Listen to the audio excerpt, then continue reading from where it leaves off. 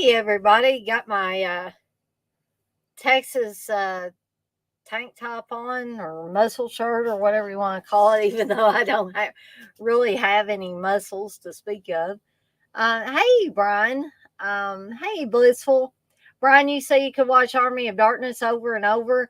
I believe I could too. Actually, any of the Evil Dead, the three, original ones, the original trilogy, I could watch those over and over and never get tired of them. I don't know why my hat looks crooked again. I don't know. I'm always having to fool with that thing. Um, so let's see. It looks like we got about 4 people in here. I'll do my blabbing before we get the movie started. And in case anybody was in doubt or didn't know if they were in the right place, tonight's watch along is for Say Anything, starring the, in my opinion, fantastic John Cusack. Ione Skye's also in this one. Um, John Cusack's sister is in here as well. John Mahoney. Um, let's see. I'm trying to think. I'll remember them all whenever they go across the screen, probably. But there are several, names that will seem familiar, I'm sure, to a lot of you that grew up watching these 80s kind of teen drama / comedy type of films.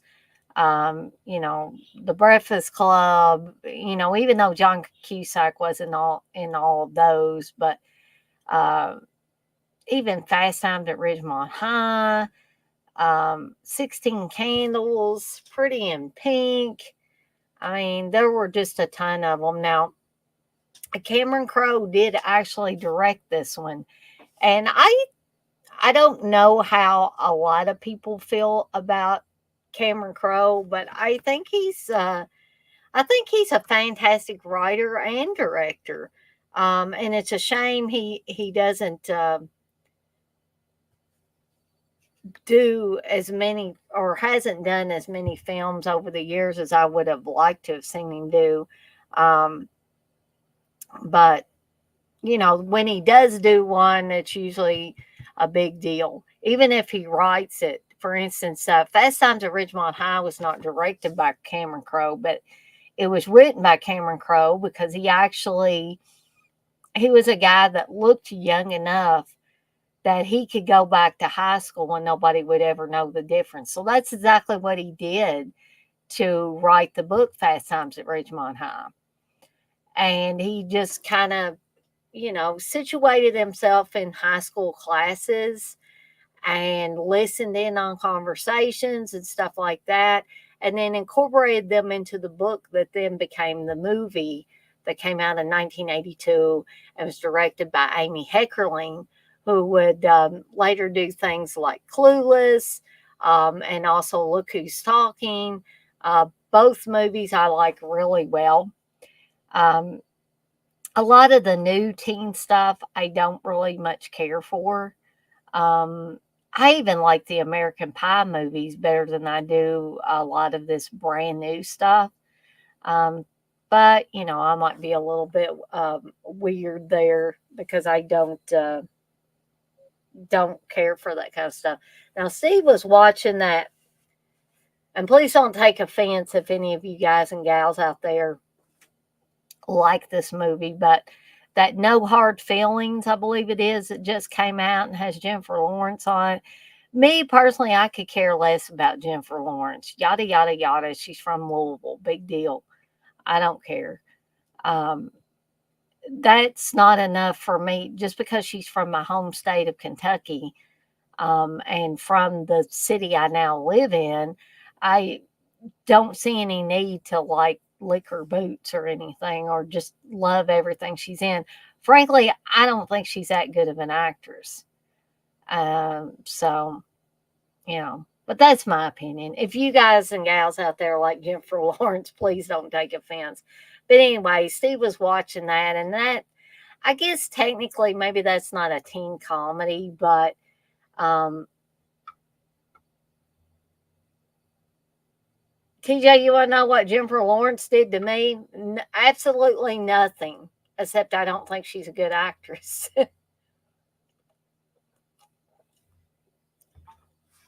um, in my opinion, I should say. Hey, Unseen, and hey, TJ, by the way. um, but anyway, this movie was about some parents who offered to give Jennifer Lawrence's character a car if she will date their son, and I guess essentially, take his virginity. First of all, I'm like, what kind of parents would do something like that? Maybe parents now, but not back when I was growing up. Parents wouldn't have done anything stupid like that. Um, Now, I mean, if you watch the movie Mask, which we're going to do a watch along for, or I'm going to do a watch along for upcoming.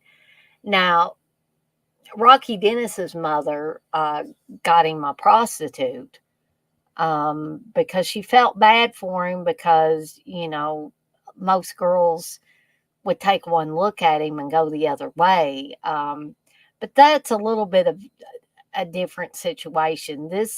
In this movie, this kid was just, I guess, an introvert.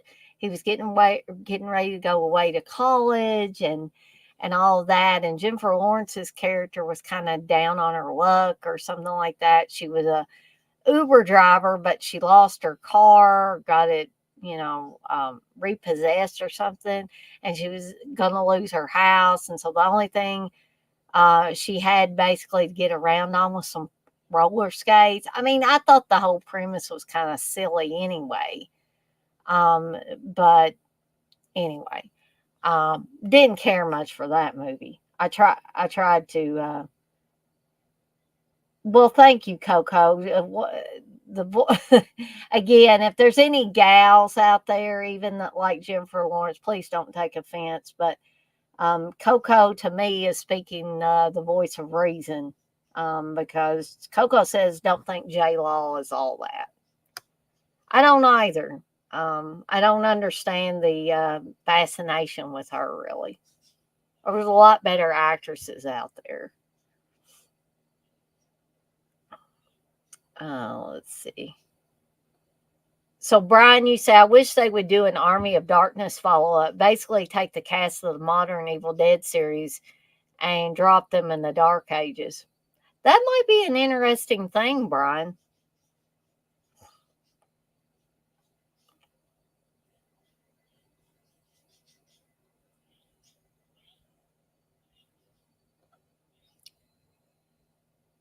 Well, I. TJ, I don't know what to say about that. You say it's based on a real personal ad. So you're telling me that I'm not arguing with you at all, TJ.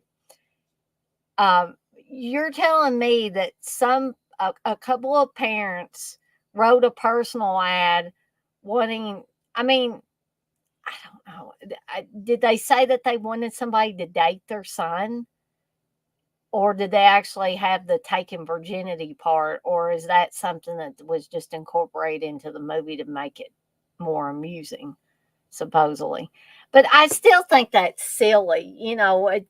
Again, maybe parents now would do something like that because I've seen these.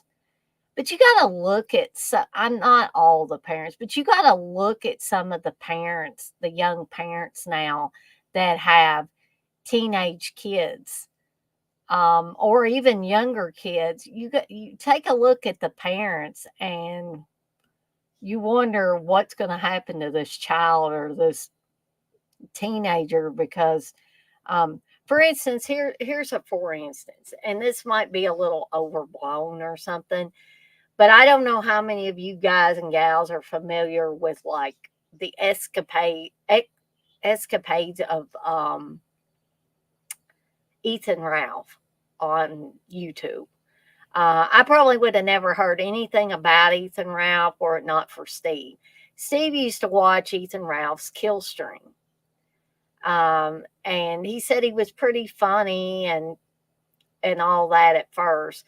But then he started, believing his own hype and stuff like that. Got involved with this one young girl, got her pregnant. Um, then he got involved with another girl, got her pregnant. So he's got two different kids by two different baby mamas. And then they leave him or he gets rid of them or whatever. And by get rid of, I don't mean kill, but anyway, the first girl, her dad has been doing some streams about Ethan Ralph, and it's like, I could understand a parent being angry that Ethan Ralph did this to their daughter and then won't pay child support and all this stuff. Yeah, you would be angry. But her dad is getting on there, and her dad looks all of, I don't know, he's got to be younger than 40, in my opinion. He gets on there, does these streams, and he acts like a freaking teenager on there playing middle school, high school games. And I think about parents now, and it's just like, oh my God, what's going to happen to these kids? What is going to happen to these kids when they have lousy parents? So, yeah. So, I guess based on a lot of the parents I see now that have young kids or teenagers that are getting ready to go to college, yeah, I could maybe it's more feasible, but it's just sad.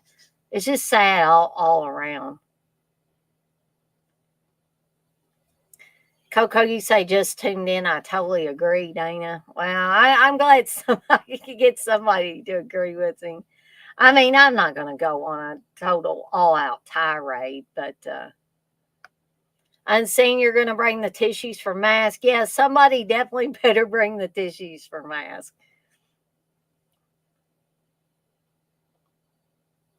Well, that's a Brian. That's a more um, I think adequate or whatever answer to whether Jennifer Lawrence is a good actress or not. You simply say she is an okay actress, nothing Oscar worthy. So I can handle that. It's the people, it's when people go overboard about an actress that's obviously one not been in the game long enough, not paid her dues yet, all that stuff. She's still green. I mean, she may have time to improve. I'm just saying right now, I don't think she's that good of an actress. I don't know, Blissful, about that. I mean, I don't want to speak out of turn. You say, is she the one who is always rude to people asking for autographs? Um, well, I agree, TJ. You said people have the dumbest ideas. I'm not shocked somebody placed an ad like that in this nutso world. Exactly. The chat's on a serious delay. Yeah, I wish there was something I could do about that. I mean, I don't know if it's a YouTube thing, a StreamYard thing. I may have to switch back to OBS for a while until they get their shit together, whichever entity is causing the problem. Um, but is anybody else noticing a delay in the chat? Because maybe I can take a look at something. I usually don't. I usually don't have to do anything with it as far as like delays and stuff like that, or I haven't for a long time, but let me just check and see.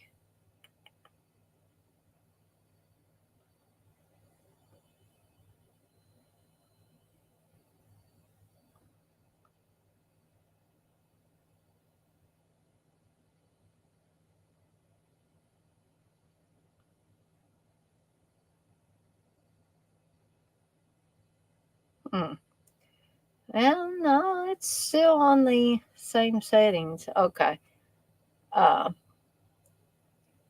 oh, that's okay, Coco. I know you're not complaining. You say usually it's okay. Um, yeah, I just get concerned because I don't want to have big delays for anybody. TJ, you say Oscars are more a popularity contest over pure talent. People campaign. As far as age, Anna Paquin won an Academy Award at 12. Well, Anna Paquin, I think, is a lot better actress than Jennifer Lawrence, and probably, in my opinion, of course, Anna Paquin was probably leagues and bounds, leaps and bounds ahead of Jennifer Lawrence at age 12. I've watched Anna Paquin over the years. I've kind of seen her grow up in movies, and I always thought she was fantastic, even at a young age. But I look at Jennifer Lawrence and I just don't see it.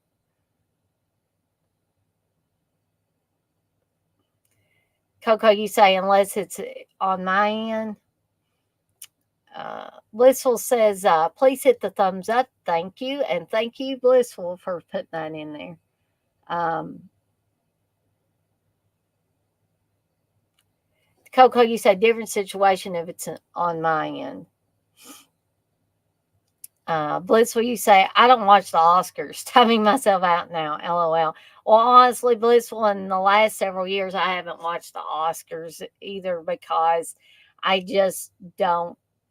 Yeah. It's just like TJ said, Oscars are more a popularity contest over pure talent.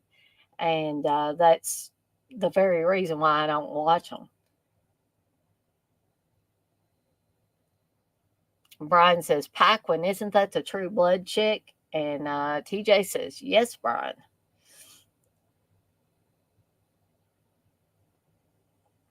TJ says, well, Blissful, there probably won't be an Oscars next year with a strike. LOL. You're probably right, TJ. But anyway, um, we've got 9 people in here, so I don't really have anything again to talk about for the Daily Grindhouse. So I am going to go through um, these upcoming watch alongs here in just a second. But I did want to tell you guys I've made a couple of changes in what I'm going to be doing in the upcoming week. So Monday, I'm still doing Camp Cronenberg. Tuesday, I was going to do the non horror Stephen King films, and I'm still going to do that. I'm just going to do it a little bit later, just not on Tuesday. So Tuesday will be 8 horrors from Oklahoma. I'm going to talk about 8 films in the mid to late 80s and early 90s that were filmed in Oklahoma. And I think this would be a pretty interesting show. There's going to be some shot on video stuff, low budget stuff, things like that. So, and then Thursday, I had forgotten that I'm supposed to be on John Grande's Horror Roundtable on Thursday. So I won't be able to do the Seductive Poison show then, but the following week I should be able to. So, um, then let's see. Wednesday, TJ and I will be doing the first part of the second season of Friday the 13th, the series. And then I'm going to talk about the watch alongs I've got coming up for the coming week. So, July 29th, which will be this next Saturday, will be Sleepaway Camp 2. July 30th, Sleepaway Camp 3. August 5th will be the start of my first ever 2-part watch along. That's going to be for Stephen King's Salem's Lot, directed by the late, great Tobe Hooper. And so part 1 will be August 5th, followed on August 6th by part 2 of Salem's Lot. August 12th will, of course, be One of my favorite slashers, even though a lot of people say it's an absolutely horrible movie, and that's Terror on Tour. August 13th, Almost Famous, what many refer to as either one of the greatest rock movies ever made, or one of the greatest music movies ever made. August 19th, the original Pet Cemetery. August 20th, Fast Times at Ridgemont High. August 26th, the original Carrie, directed by Brian De Palma.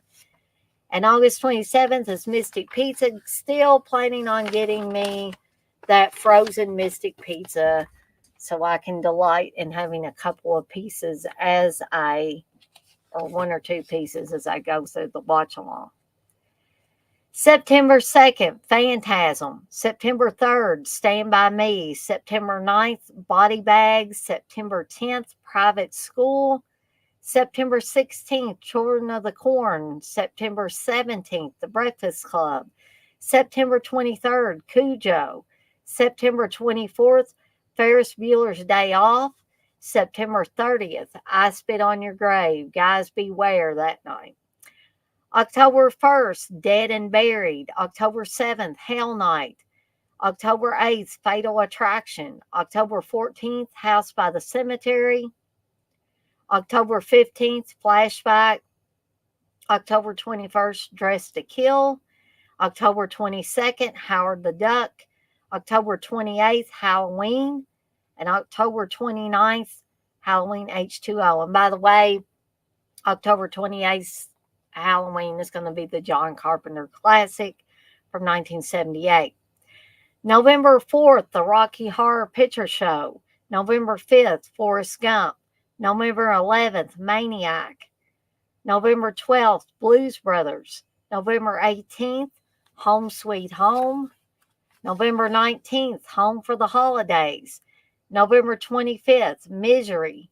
November 26th, I Want to Hold Your Hand. December 2nd, Psycho. December 3rd, Mask, the one with Eric Stoltz and Cher. December 9th, Silver Bullet. December 10th, It's a Wonderful Life. And I will let you guys decide when you're watching it on your own if you want to watch the original black and white version or the colorized version. December 16th, Silent Night, Deadly Night. December 17th, A Christmas Story. December 23rd, that weekend, I will only be doing one watch along because December 24th is Christmas Eve, and I figure a lot of people will be spending time with their families, as I will. So December 21st is 21st, I can't talk, 23rd is National Lampoon's Christmas Vacation. December 30th, Bloody New Year. And actually, December 31st, New Year's Eve, will be Terror Train. Okay.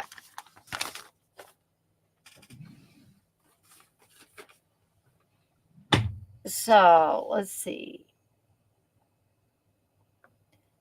Coco, you say, my mom kind of looks like Anna Paquin. Sorry if you think she's ugly. Not offended. No, I like how, I think Anna Paquin looks very pretty. TJ, you say, hopefully we can do a faster stream Wednesday. We'll try. Coco's wanting to start taking bets. Blissel says, just saying smoking jackets make things run faster. TJ, you say, depends on how big the winner's pot. I might sabotage on that bet. LOL.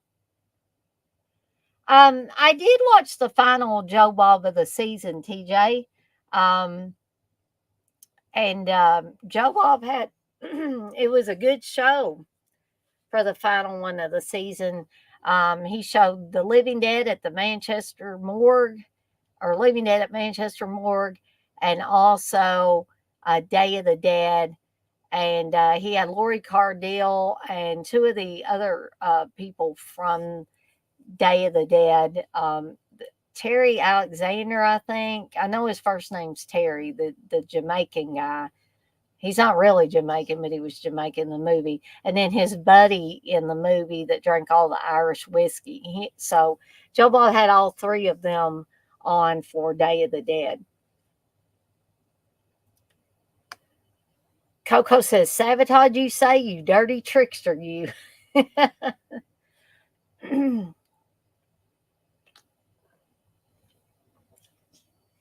Okay. So I don't think there's anything else right now that I have to bring up.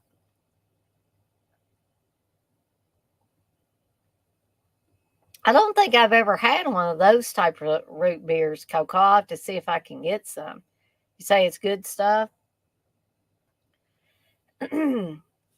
So, sorry guys to be taking my hat off, but it's been kind of bothering me lately, so. Jarlath Conroy. Thank you, TJ. So, we're going to go ahead and get started here in about a minute or so. But I am watching my Blu-ray of this. This is the 20th anniversary edition of this. Ooh, I've been wanting to make root beer floats too, Blissful, actually. I need to get me some good vanilla ice cream. So, if you're wanting to watch along tonight and don't have your own copy, YouTube and Prime both have it. You can rent it for about $3 or $4. So if you want to go that route, hopefully somebody is watching tonight. If you want to join me live on the stream, I have the link starred in the chat. If it gets lost in the chat and you want to join at any point in time, just ask me to repost it, and I'll be glad to do so. And for those of you that have your own Blu-ray, if you're watching the Blu-ray version, I have mine queued up 12 seconds in. It's on the 20th Century Fox logo at the beginning. And so I'm going to give you guys a little bit, maybe another 30 to 45 seconds. And if nobody hollers, wait up, and in the chat, then we will go ahead and do the 3, 2, 1 and get the movie started.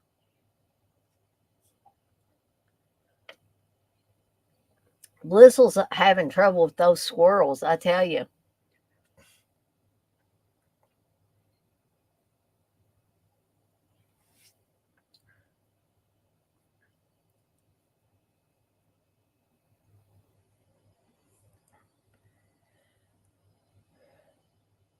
I think Uncle Bill would have come in on the Jaws 2 watch along last night, but he had been out school shopping with his kids and he was wore out.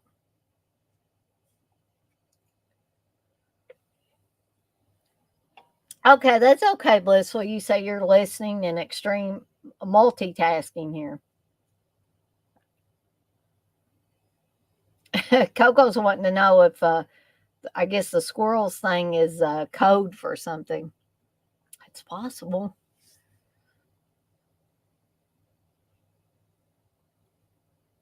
Or it could just really be squirrels. All right, so I'm going to go ahead and do the 3, 2, 1, and we're going to get this party started before it gets any later. If anybody, needs a timestamp at any point in time, just let me know. If you want to join in live on the stream with me, barring it not being 30 seconds before the movie's over, because, hey, you won't get to be on here very long. Or if somebody comes in here later that's not in here now and needs a timestamp or wants to get on live on the stream with me, we'll be sure to take care of you at that point in time.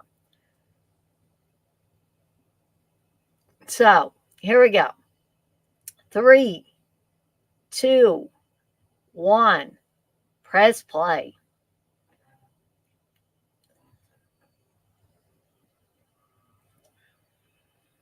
And I tell you, Say Anything was one of those movies that I loved growing up, and I still love this movie.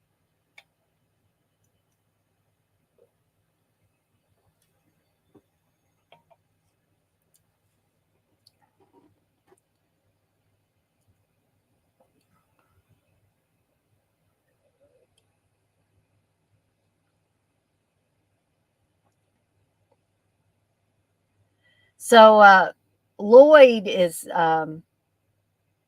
there's Lily Taylor. I told you I would remember when I started seeing these people. I love Lily Taylor. But Lloyd, played by John Cusack, is announcing that he's going to take Diane Court out. And of course, his friends kind of try to be sympathetic or empathetic towards him, but they just don't think he's going to have a chance.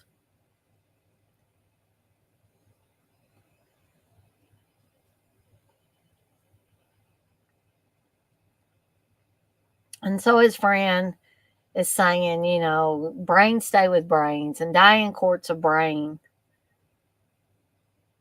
And she's saying, "I'm sorry. It's just that you're a nice guy, and we don't want you to get hurt." And he's like, "But I want to get hurt."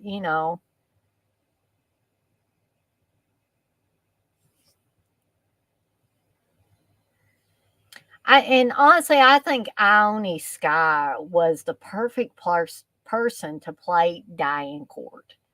And I love the and I don't mean this to sound like romantic chemistry. I'm not saying that, but the father daughter chemistry between Ione Skye and John Mahoney, they almost seem like a real uh, father daughter combo. So Lloyd's class is getting ready to graduate from high school.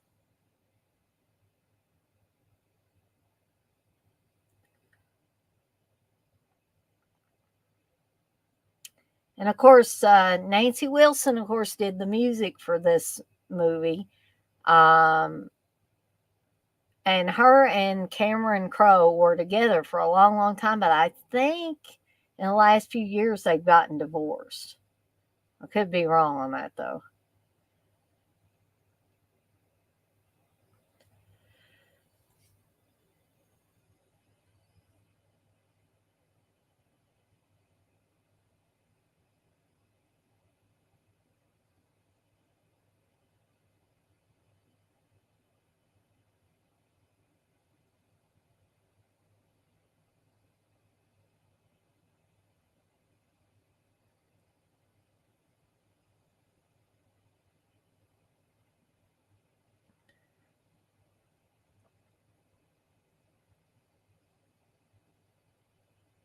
And if I'm thinking right, I think this is Joe, I believe, Lily Taylor's on again, off again boyfriend or something. And there's lots of humorous scenes between the two.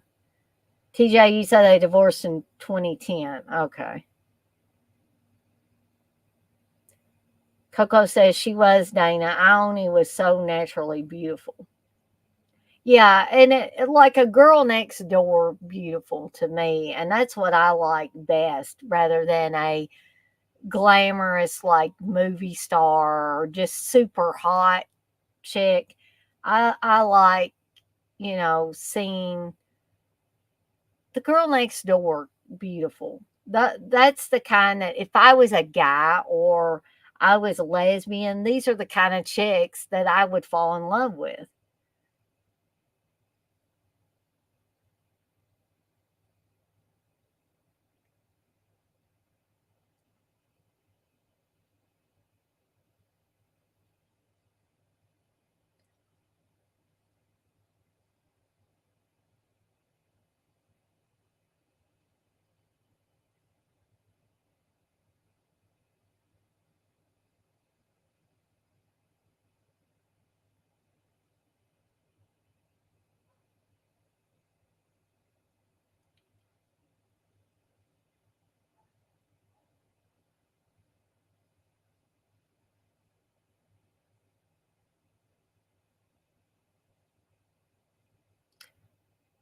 I believe Ione Skye was also in a movie, and I think Crispin Glover was in it. I'm trying to remember who else was in it. But River's Edge. If you've never seen River's Edge, that is an excellent movie. Not a funny movie, a very very serious movie all the way around.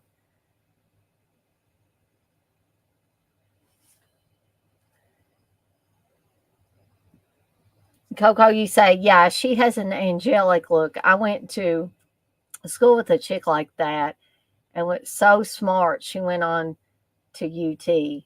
Yeah, I mean, like I said, if I was a guy or I was attracted to women, that's the kind of chick I would go for.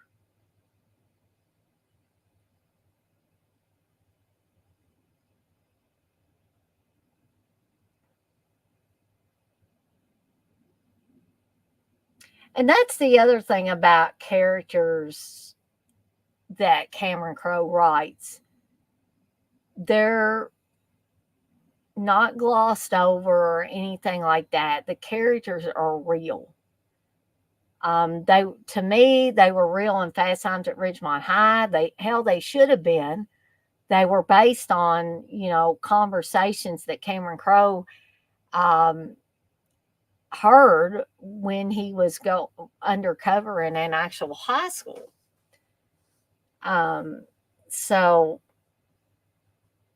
I just like this. This shows teenagers, even though I'm sure a lot of these people weren't actual teenagers, um, but it shows teenagers warts and all, and I just love that. And I don't think anybody shows teenagers like that now. And by the way, there is John Cusack's sister, and they're actually playing brother and sister in this movie. And if anybody can think of another movie that they were in together where they played brother and sister, holler it out in the chat.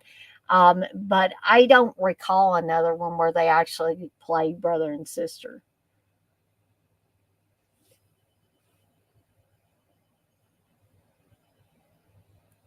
Coco, you say, I know she was in the movie Gas, Food, and Lodging.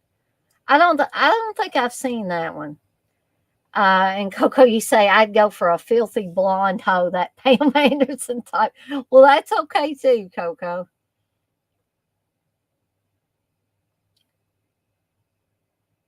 Trying to think how old this little blonde kid would be now.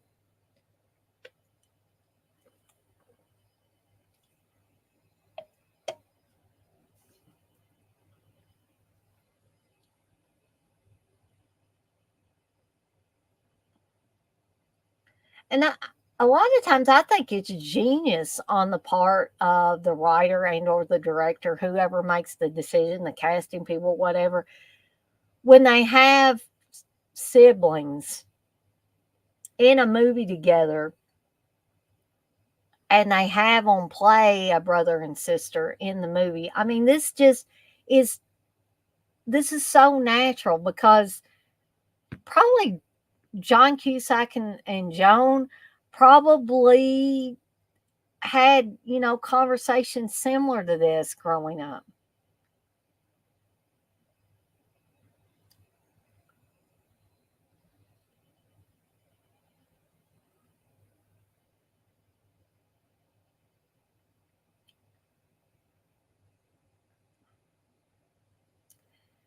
So the John Mahoney character here, um, I love him because he is a flawed character. He's a good father, but he makes bad choices. And these bad choices are going to cause some friction between he and his daughter. It's going to cause some major problems for him.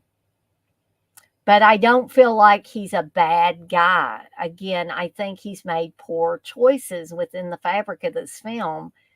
Um, and all the while, he's trying to be the best father he can be to his daughter. And that's the tragic part of it. Oh, Grandview USA, TJ. Thank you for bringing that up because that's another one I need to get a hold of because I want to watch that.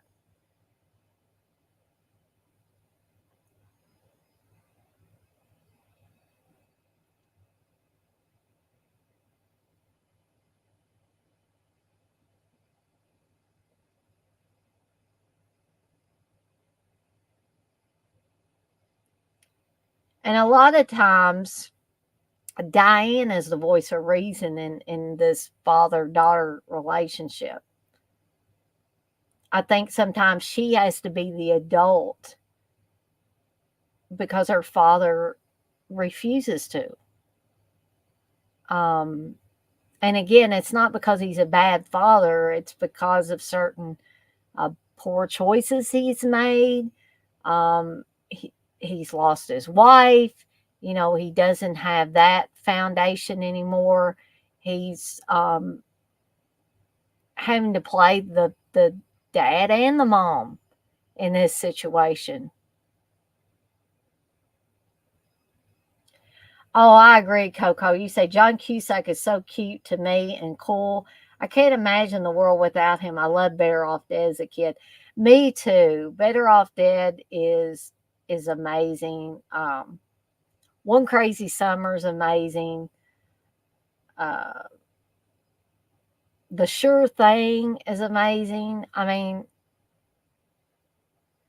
just can't say anything bad about any of those movies that John Cusack was in growing up. So he's trying to call Diane here.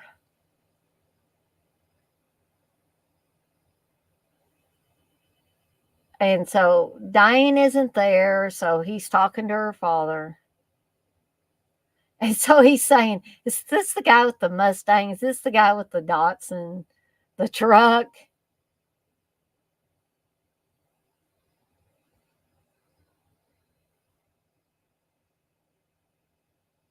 Yeah, me too, Blissful. I don't think he's been in any movie I haven't liked.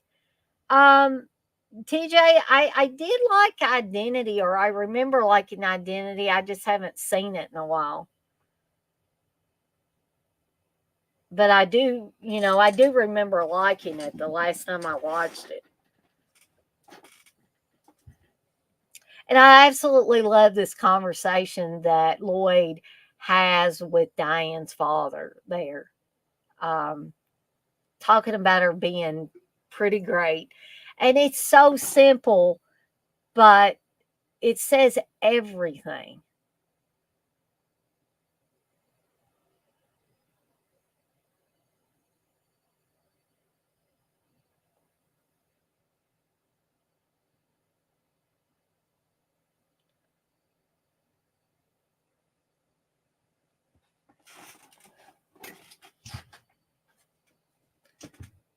So they've gotten the letter, um, where I think Diane's going to be going overseas to study. And the father is so happy. He's singing along with the radio.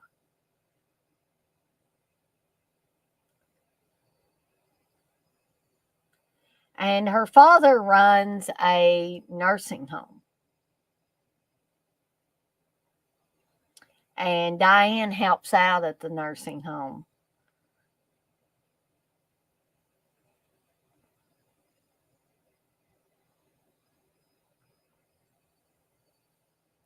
Coco, you say Identity was good, but I haven't seen it since about '07. That's probably me too, Coco. That's what you say. I liked Identity, but I meant Grandview, USA.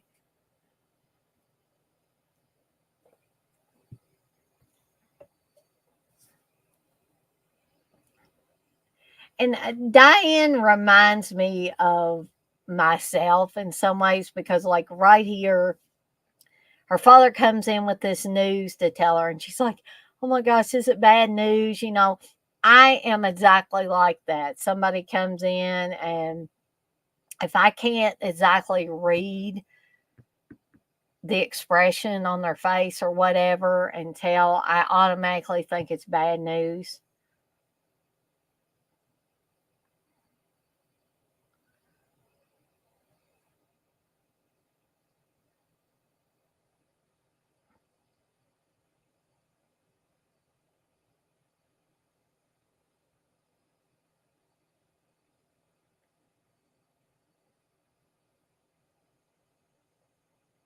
I only wish people would have conversations in movies that are like this now.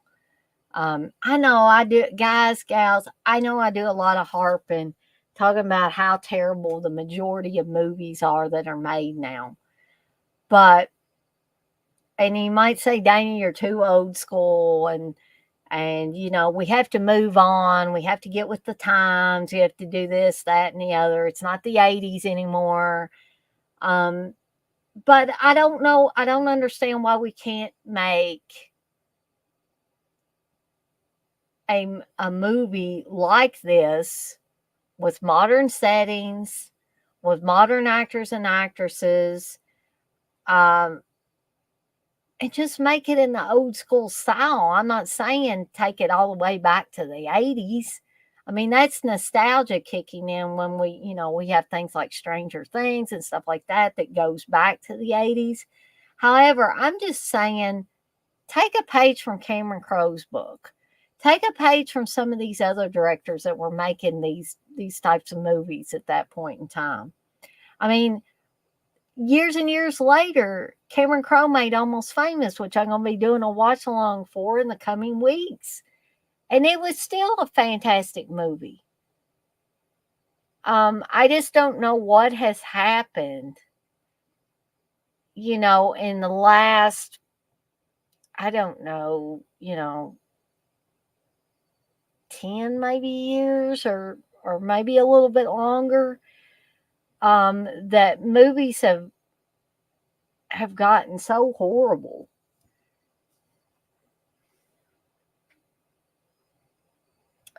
Coco, you said that's why I always like Tarantino. He has great dialogue in his films. I agree. Tarantino does have great dialogue. Blissful, you say back to the 80s. I'm going back to big hair. I found my hair teasing stuff. There you go, Blissful.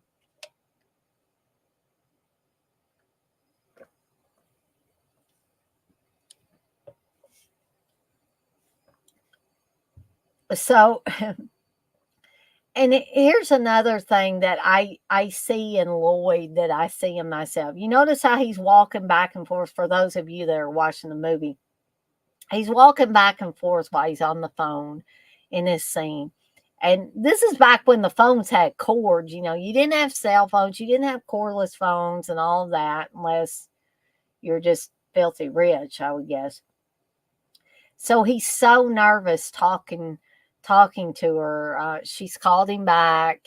I don't think he ever expected her to call him back, but he left his number and she called him back. And he's so nervous that he's walking the floor here with the phone, with a cord on it.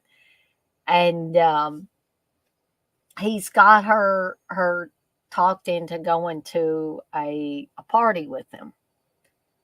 So she's looking him up in the annual.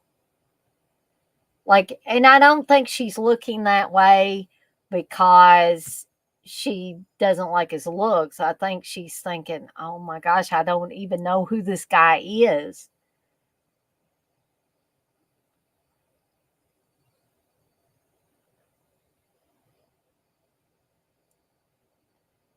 But that nervousness that we just saw in the previous scene, I'm like that too.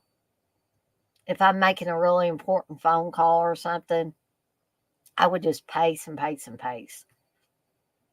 My mom used to call me a walkie talkie because I would walk around as I was talking on the phone.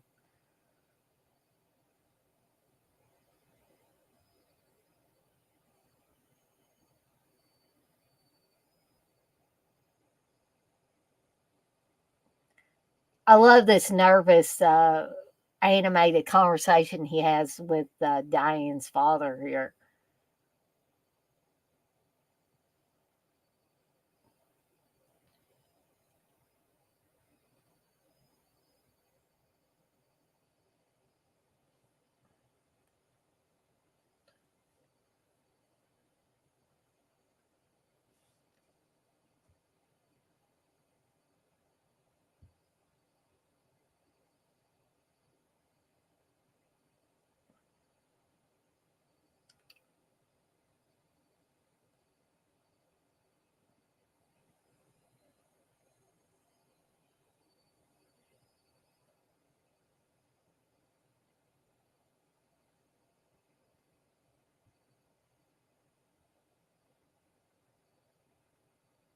So what guy? What kind of guy would you girls say carries around Bavarian pretzels in his car?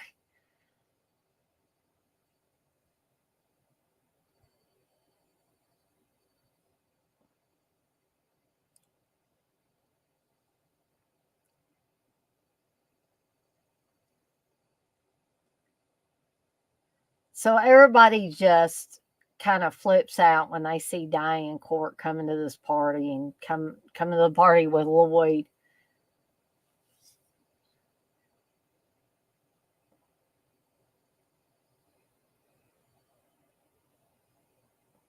So there's going to be another familiar face here at this party, and it's one of the Heathers from the movie Heathers, and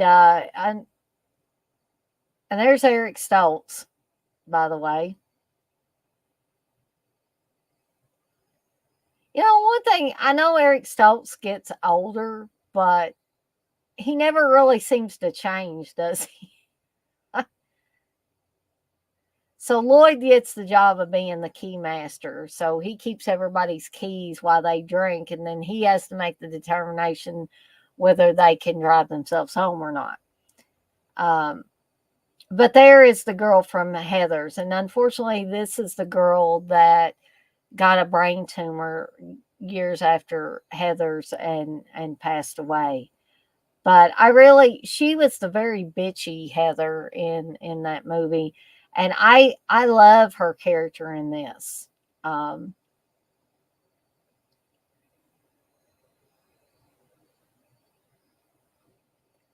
Coco, you say, okay, I just put the movie in. I'm like getting to it. Oh, that's okay. If you need a timestamp, Coco, I'm 23 minutes and 8 seconds into it. I like this where this guy's asking him, how'd you get Diane Court to go out with you? And he's like, I'm Lloyd Dobler. And the other guy's like, this gives me hope. So I love this. I love Lily Taylor's character in this too. She wrote 63 songs this year, and they're all about Joe.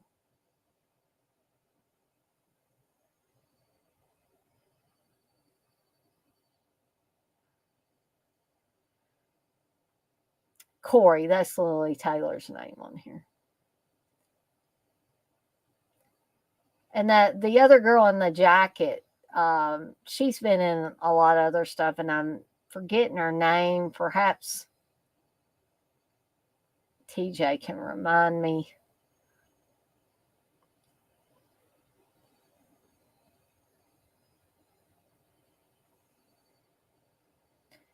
This is funny too. The teacher showing up at the party. So she's the cool teacher. You see that? See how she's dressed?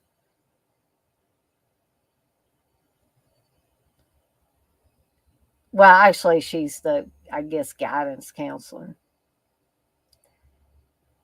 And she's trying to encourage Lloyd to go to college.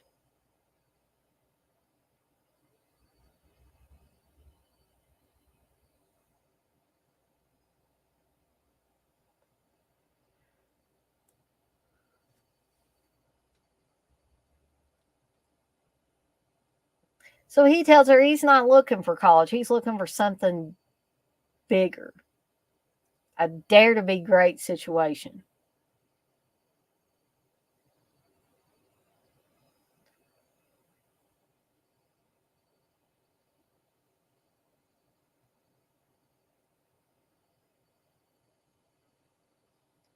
Yep, Lily Taylor is in Mystic Pizza. TJ, that's right.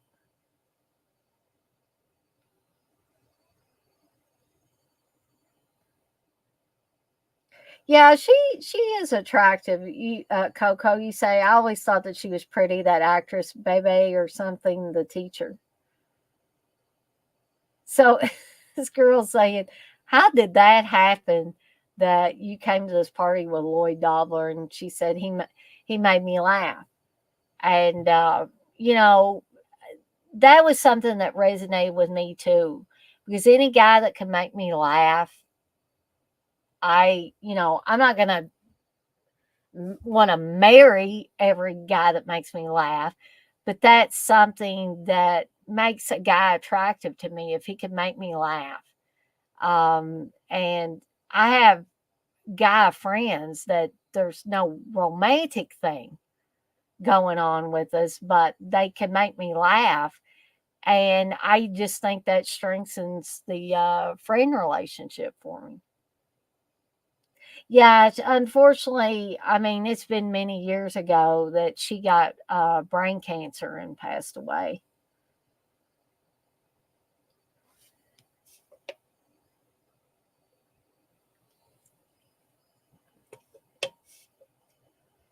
But again, even though there's drinking going on at this party and all that, again, everything seems so much more innocent compared with how things are now.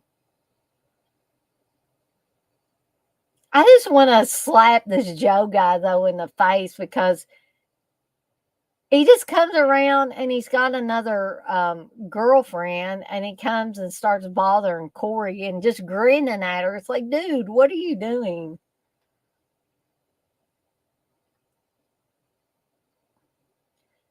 He's kind of creepy the way he's just coming over there smiling at her. And Lloyd tries to diffuse the situation. He says, she's written 65 songs. They're all about you. They're all about pain. And then he says, so what's up? The guy has no clue.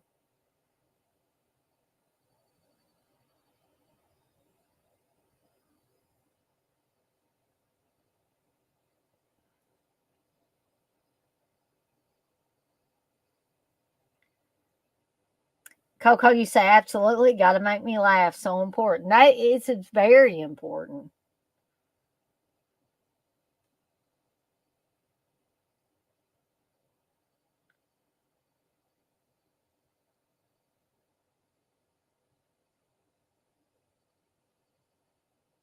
Hey, Winter Seal.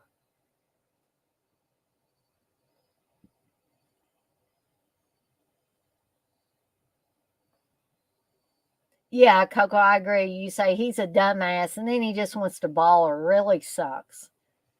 And here she's telling Diane. She said, of course, she says it's too bad more guys can't be like Lloyd. Um, but she says that he just wanted to have sex with her. Corey saying that Joe just wanted to have sex with her, but the whole time he was going out with Mimi. Here's another Joe song.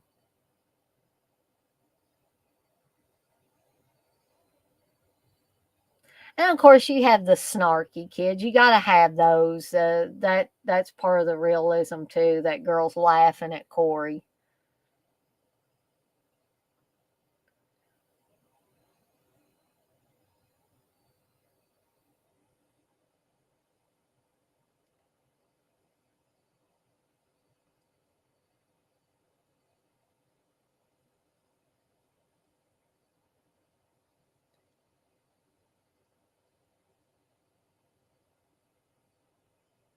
So and then he just keeps coming around. What a douche.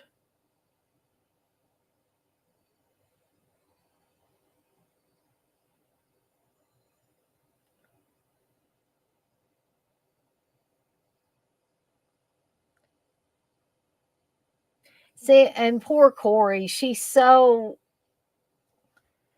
misguided. I mean, she's almost like a little lost puppy dog. She falls for this guy's stuff over and over. And she's a better person than that.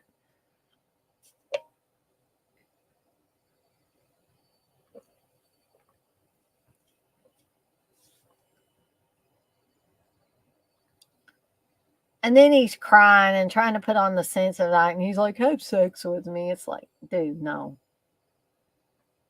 I'm glad she takes the high road there and leaves.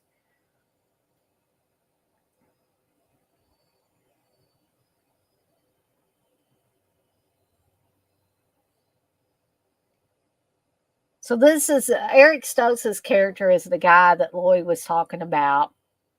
That's 22 years old, but he throws this big party for the students that are graduating.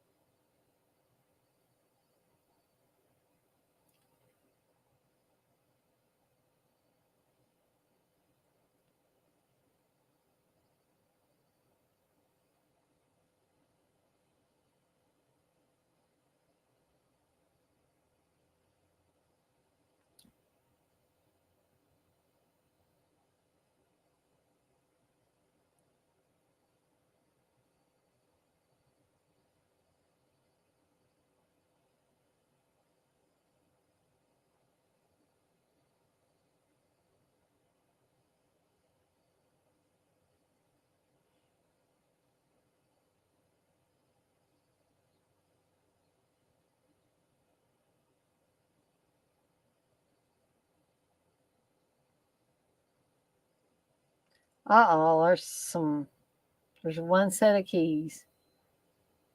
And so they say, oh, the back bathroom.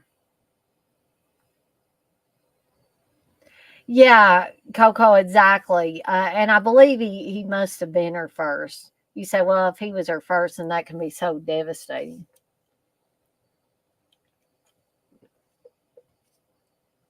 So now they've got to take this guy home because he's obviously in no shape to drive.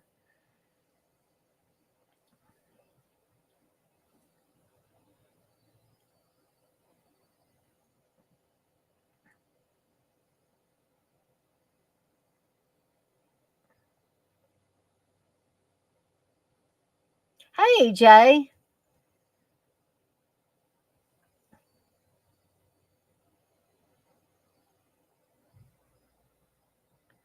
So now it's daylight, and this guy's still trying to remember where he's at. And then he says, hey, that's my house.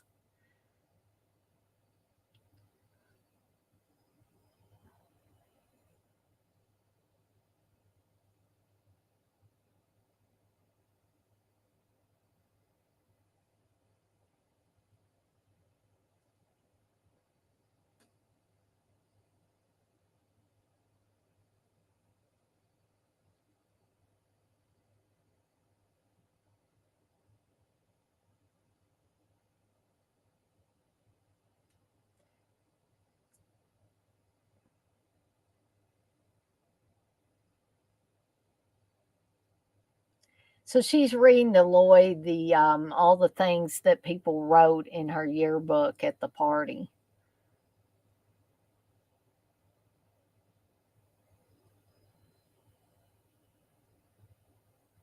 Coco, you say that guy is great. I think so too.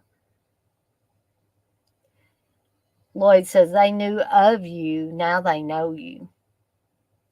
And then Diane Court tells Lloyd, she said, I feel like for the first time I fit in.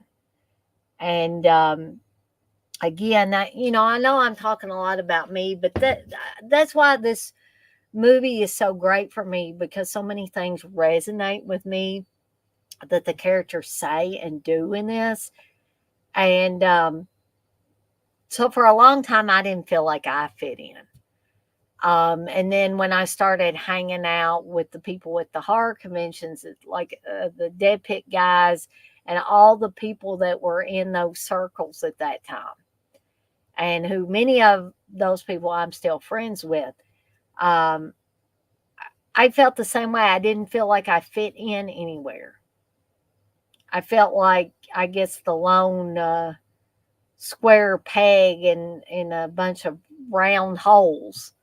I just never fit. And then something clicked when I started hanging out in those types of circles. And I think most everybody, if not everybody, has went through that.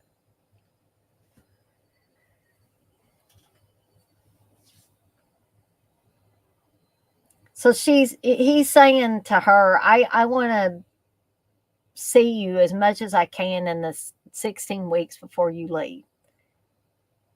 And this is the start of their relationship.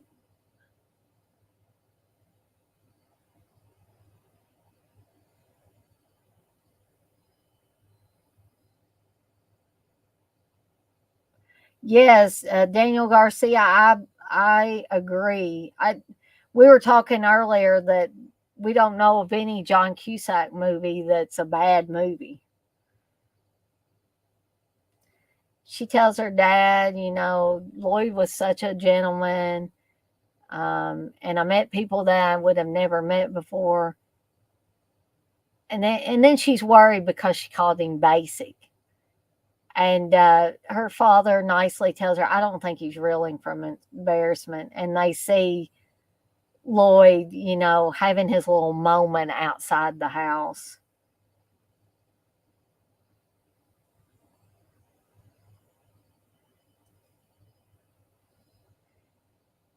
Uh, Coco, you say, man, John Cusack looks like a particular 80s guy.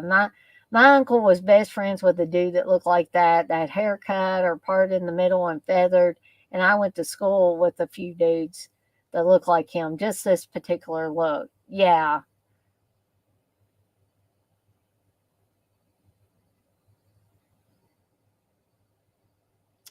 I think that girl there is Pamela. I'm thinking it's the same girl that was on After Midnight in the wraparound story.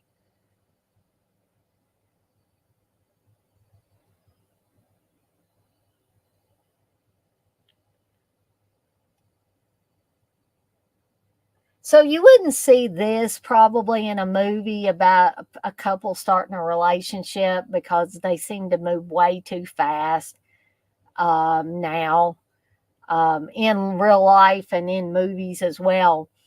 Um, So Lloyd's being really gentlemanly. He's standing out there in her room while she's, getting changed.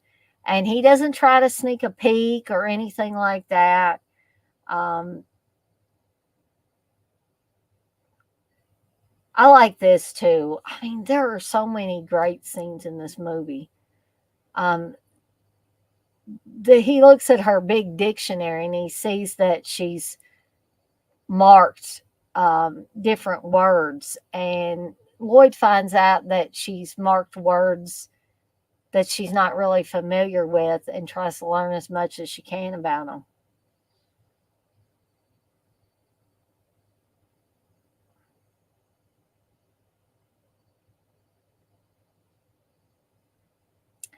I don't, yeah, Pamela Siegel, TJ, thank you.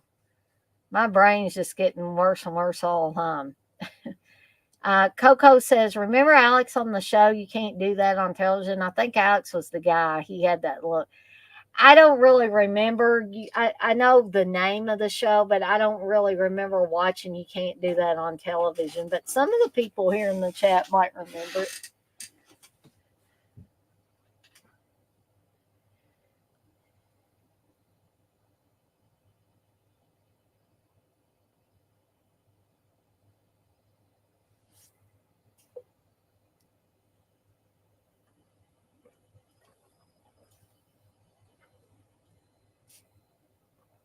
Walmart has jukeboxes like for sale, Coco? That's cool.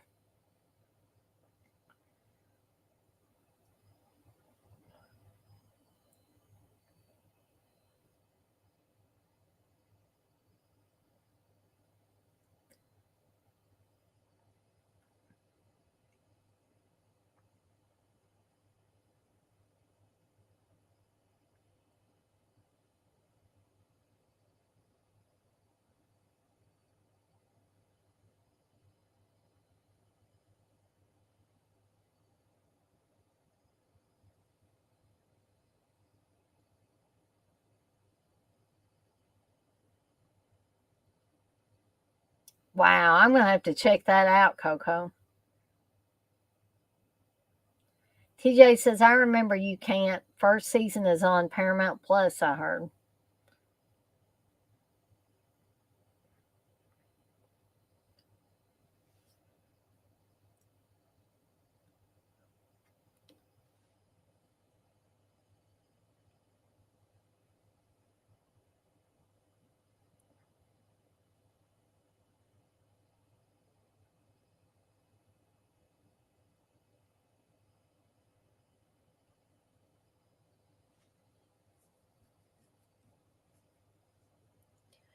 So now the adults want to know his plans for the future. And he says, spend as much time with Diane as possible before she leaves. And they are like, no, really. So he finally says, you mean like a career?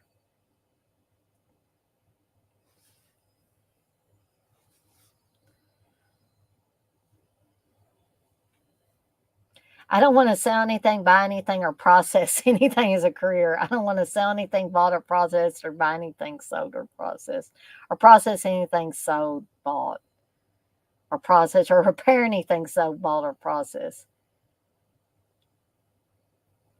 And he talks about his father being in the army, that his father wants him to join. But what he's been doing lately is kickboxing, and that's what he does. He teaches kickboxing.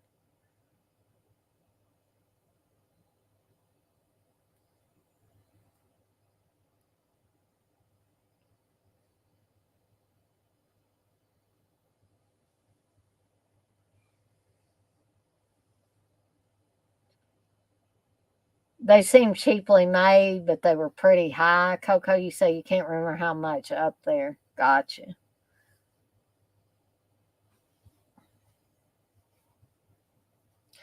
So you might be thinking, especially if you've never seen this movie before and you're watching it tonight, who these guys are. Um, these guys are special agents of the IRS. And this is when things are starting to unravel for John Mahoney, for Diane's father in this. Um,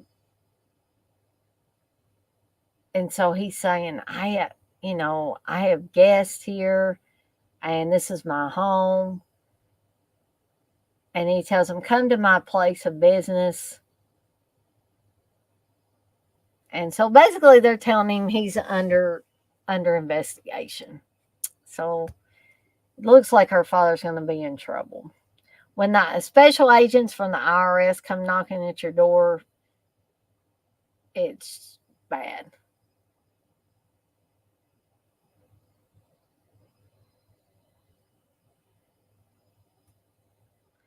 So when I said that John Mahoney's character playing Diane's father in this, Jim Court, when I say he lost his wife, he didn't lose her because she died. He lost her because they got divorced. So now Diane's talking to her mother. But in all honesty, I like her father a lot better than her mother. Her mother seems to be so disconnected from what's going on with Diane and all of that she can't really be a proper parent to her.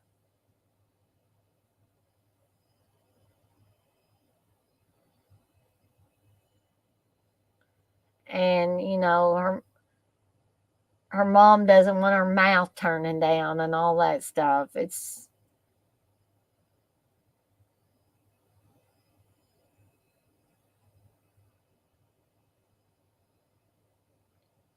yeah, the scene is very uncomfortable where they're asking him what his plans are for the future. Yeah, I agree. Sometimes you don't know what the hell you want to do right out of high school, and even if you do, it don't always work out. Yep, and things change real quickly as far as decisions that you make at that age. Jay says, if the IRS physically show up, yeah, you're in trouble. LOL. As opposed to these um, scammers who call you on the phone and try to pretend they're IRS people and they're going to send the cops after you.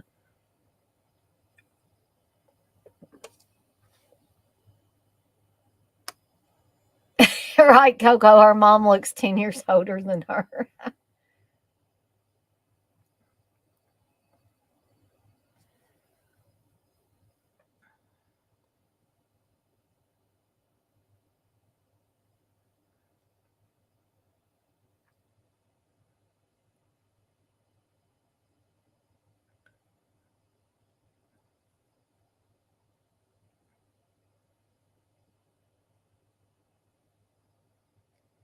So he's coming to help Diane at the nursing home. And she's saying, you got to meet all these cool older people here.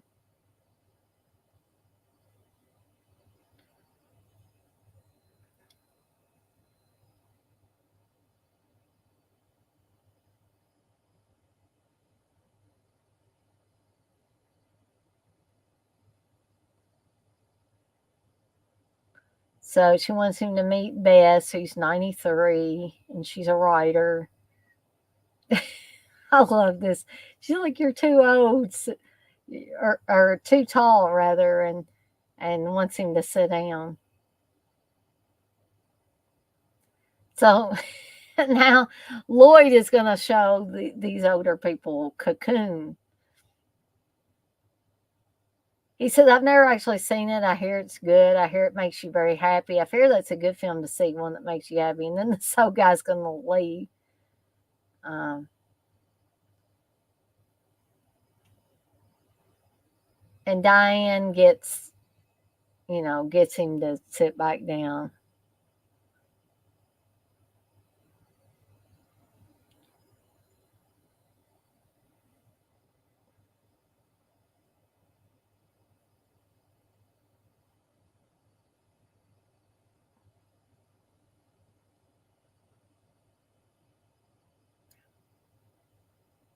And she says, "I feel so bad being with you. I feel like I should be spending more time with my dad." And then she says to Lloyd, "It's not fair to you because half the time I'm thinking about other things." And Lloyd doesn't care. Lloyd just wants to be with Diane. And then she says, "I don't want things to get too heavy between us," but we know that things are already getting too heavy between the two of them at this point. And then she talks about this theory of convergence, that good things happen along with bad things. Coco, you say, "I love that Diane doesn't look super 80s. She could wear some of the clothes she's wearing in the 90s to now." Yeah. Of course, I think in the time period we're in now, you can wear whatever. It's like, I think we've been in these years where you can wear anything you want. You can go retro, or maybe there's not even a retro. There's not a right or wrong thing to wear at this point in time. And that's pretty cool. So now they're saying they're going to be friends with potential. So now I love this scene too. Again, there are so many fantastic scenes in this movie. So Lloyd is teaching her to drive a stick. Okay. Because her father got her this car as a graduation present, and it's a stick. And for any of you that learned to drive a car that was not automatic, you are probably very familiar with this situation that Diane's in. Yeah, exactly, Coco. Just a class act.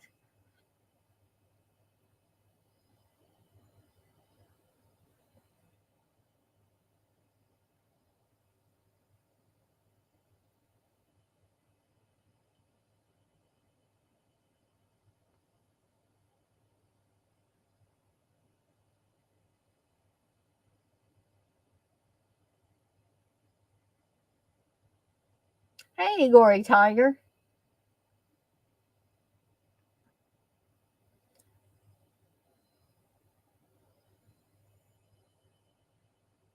And this sweet little kiss they have there, or a couple of kisses.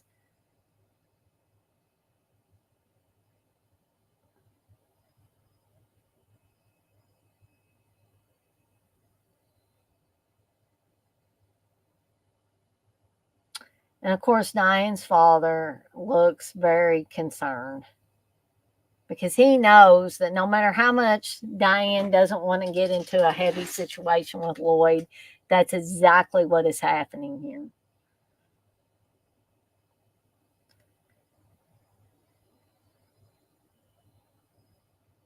TJ, you said back in the day, people thought standard driving was going to make a comeback. LOL.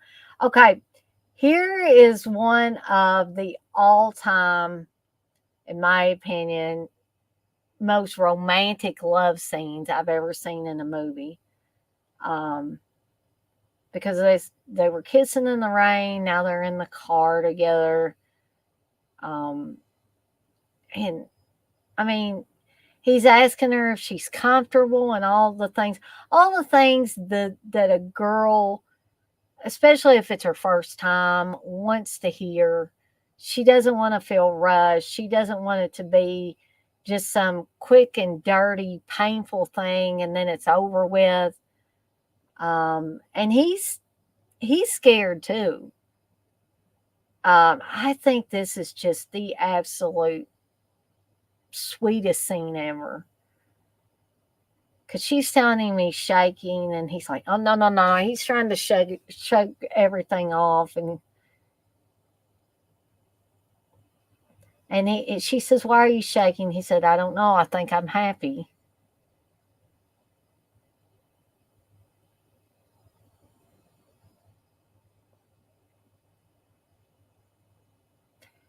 And this song is perfect. And this song is used 2 different times right here. And we're going to see it again a little later in another very powerful scene. Coco, you say, so sweet. One of those things you'll always remember about the other person if you don't end up together. Learning to drive a stick. Yeah, he gets all cold, Coco.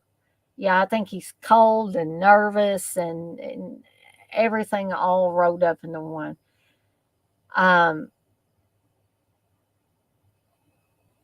So the father's obviously angry because she was out all night. And but she's being responsible. She's saying, hey, Dad, I know I was irresponsible.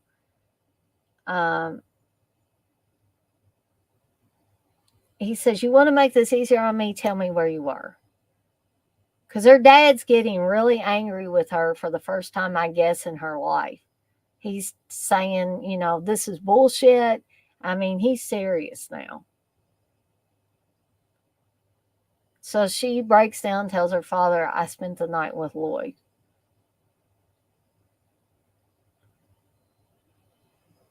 But she's still worried about what her father thinks.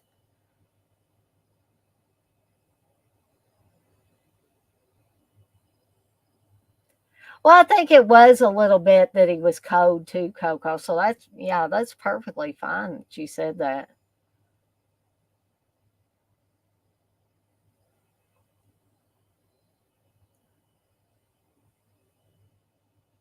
And she says, Dad, do you know what he did the first night I went out with him? She said, we were walking across by the 7-Eleven, and he pointed out some glass for me to walk around. This is so simple, but it is so powerful too. And I always think of that when people say, what are you doing with Lloyd Dobler? And I never get nervous around him. See, that's a key thing too. So we started spending all this time together as friends. And she says, but I could feel him getting anxious. And then I knew that there would be a confrontation over getting physical.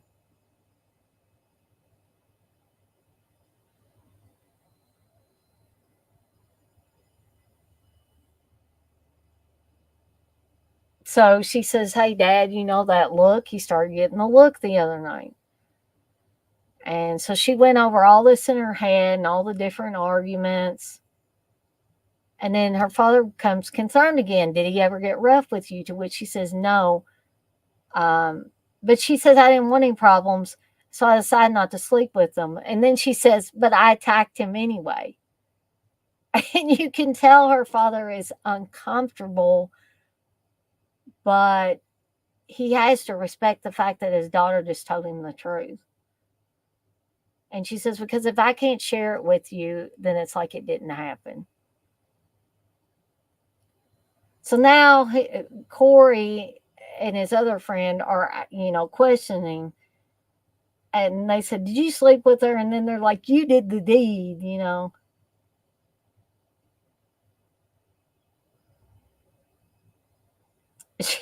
Corey says, everything has changed. You've had sex. And nothing will ever be the same between you two.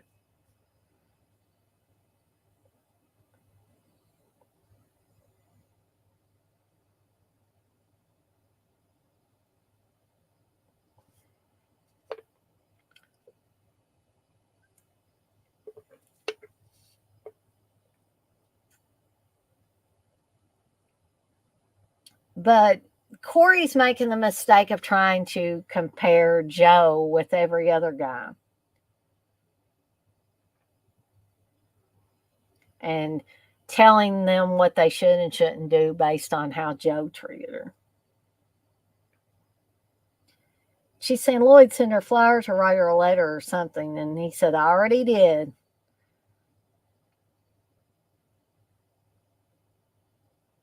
Coco, you say, are people still having sex?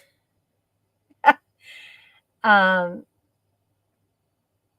I don't know. I would like to think so, or making love, or however you want to look at it.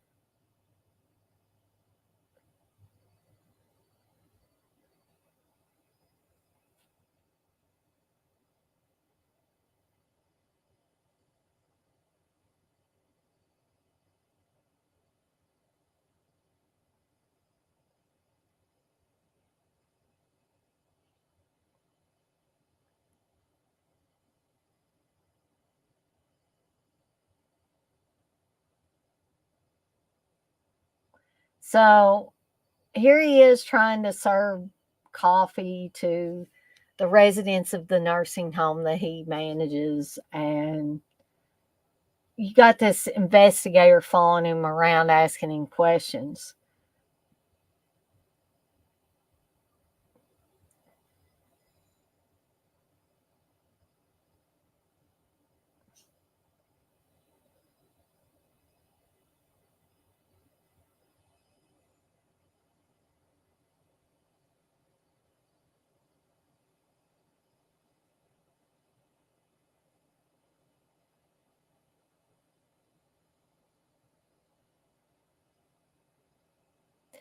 So now Diane's thinking that maybe she shouldn't go because of what's going on with her dad. And she's saying, well, maybe I should delay it a year. And he's like, no, you're going.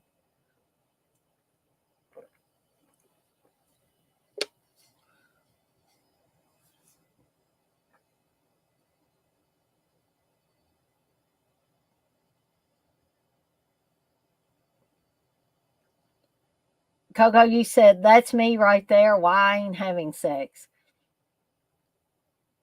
Well, all I can say is, and I'm not going to get too personal with anybody in this chat, but if you're not having sex and you want to have sex, I think that it will eventually, you'll get there.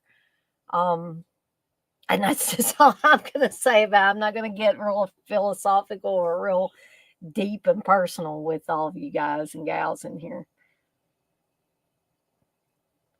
So now her dad's telling her, you need to do something about Lloyd because you need to have no strings attached when you get on that plane. Hey, caveman, you say, hey everyone, one of my favorite movies from the 80s. Smack that like button for the cool chicken YouTuber, recent find from Dirk. Also pretty close neighbor to my cave. Oh, thank you, caveman, for all the nice words.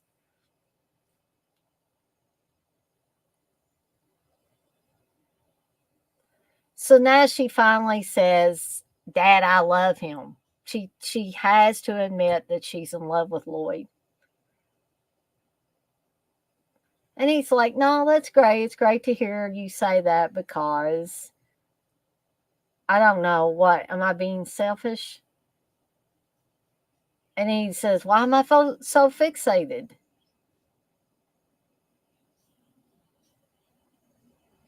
And I think her dad just doesn't know what to say. And then he just finally says, I just want you to have everything. Is that so wrong?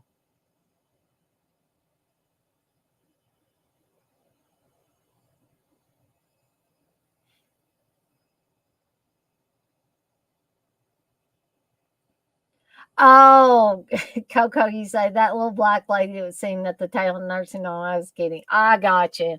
I just missed that.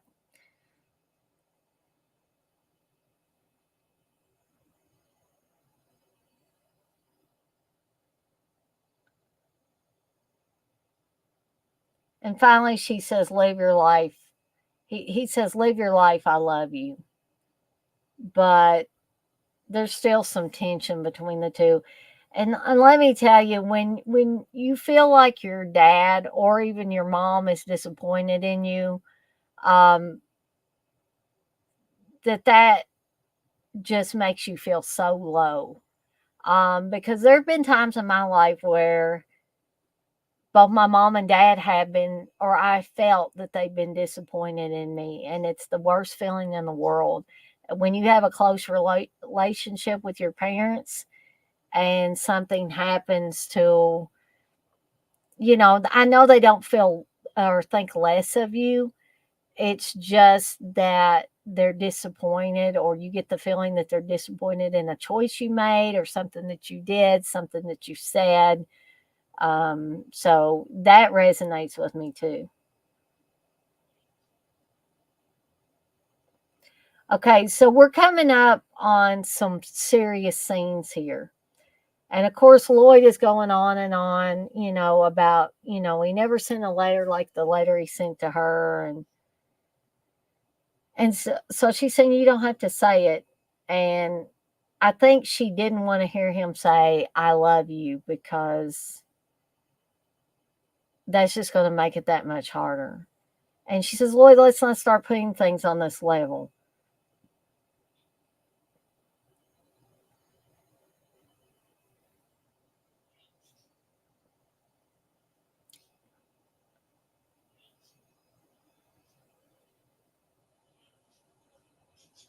So now she's saying, I think that we should spend some time apart.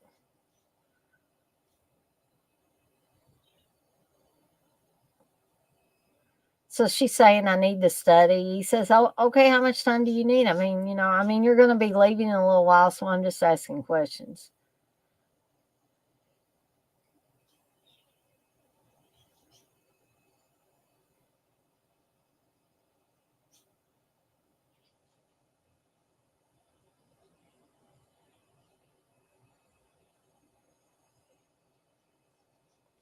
So then he says, okay, wait a minute. What did we just decide? And she says, we decided.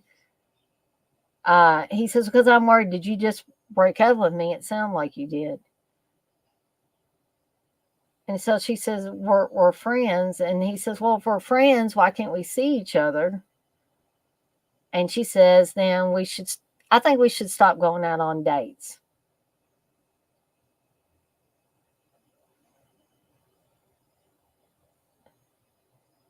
And then he's like, now I feel like a dick, because you don't want to see me anymore. And you can look at the pain on his face in this scene.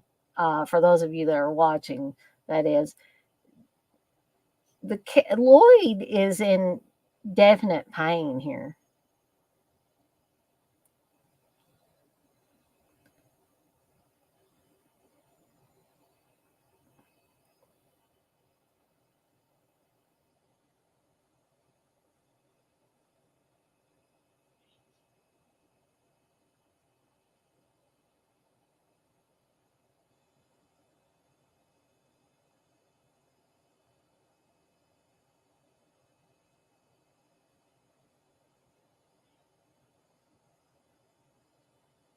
Actually, they're both in pain in this scene.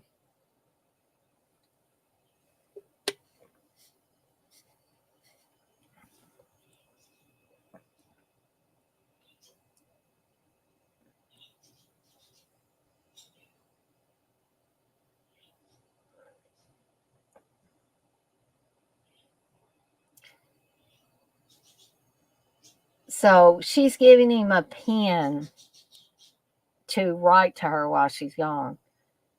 And he says, I don't believe this. You just broke up with me.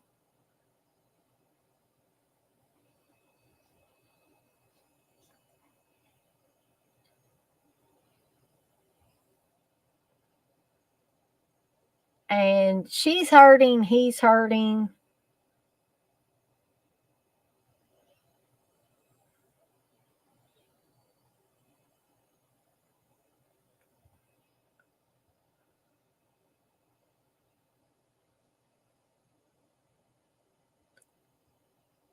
Okay, and how many movies do you see a young guy crying like this? I mean, I know guys cry. I know they do. But this movie wasn't afraid to show how painful something like that is.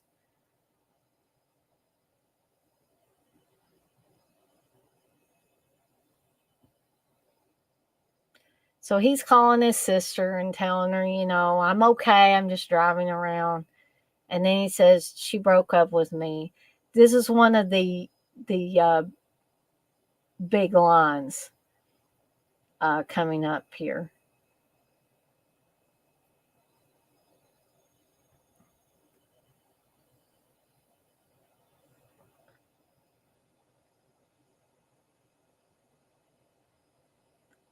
He's like, she gave me a pen. I gave her my heart and she gave me a pen. And his sister's like, Lloyd, honey, just come home. This is another very powerful scene, even though it's on the phone between him and his sister, his actual real sister. Again, I think that's what makes that scene so powerful.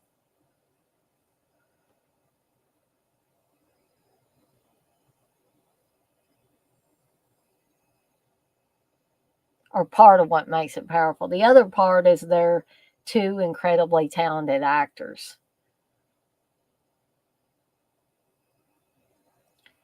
And I love this scene too, where he's carrying the tape recorder around with them, driving around and trying to pretend that he doesn't remember Diane.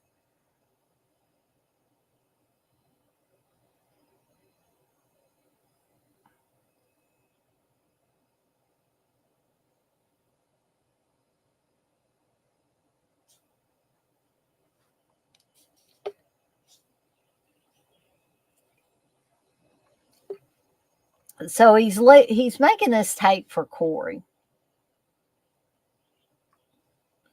I think he's making it for him too. So he's deciding he should hang out at the Gas and Sip on a Saturday. And he actually does. He goes and hangs out.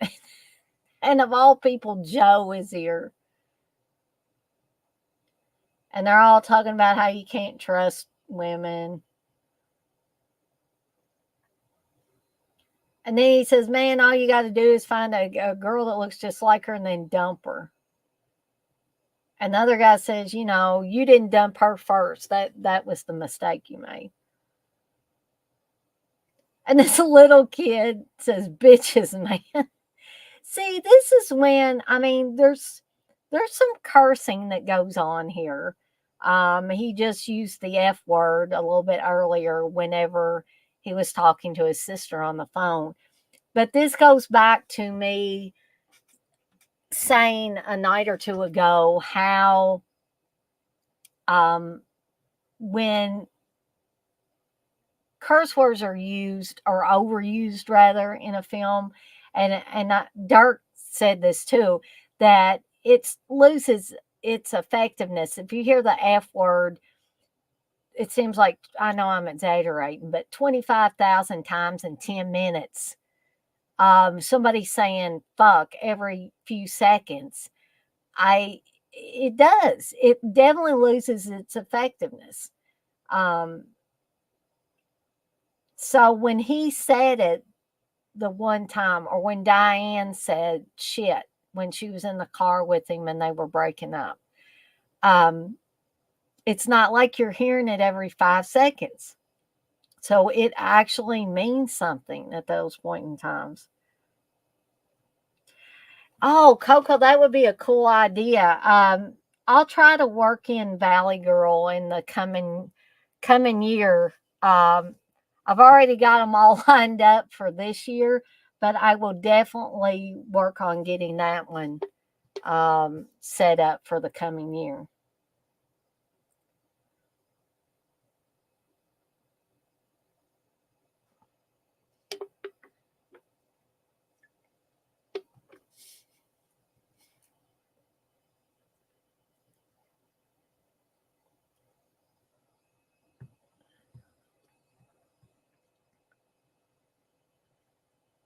So Joe's saying, I'll fix you up with any girl. And he says, I want Diane Court.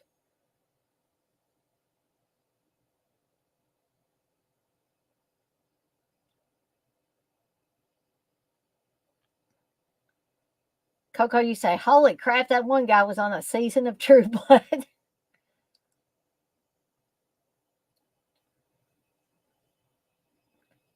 Now Lloyd's really angry. He's saying, my assault on the world starts now.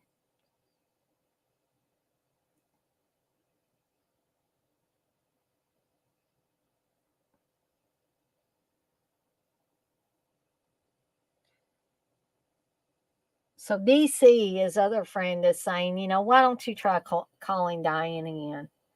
And Corey's saying, you have to understand her family's being ripped apart by this investigation stuff. But then she goes back to Joe. Like Joe and I were ripped apart. That kind of decreases the effectiveness of what she's saying.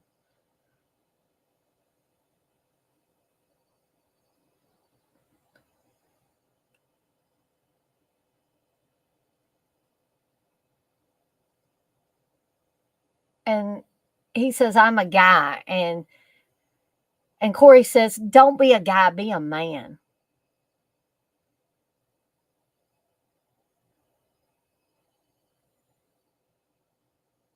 So Lloyd's called like 8 times, and her father tells her, you might as well pick it up.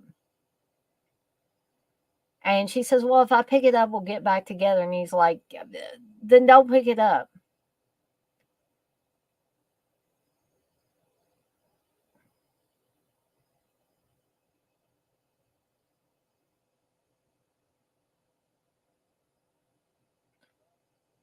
And then he's angry. Nuke the letter, flame it, destroy it. It hurts me that it's out there. Will you do that for me?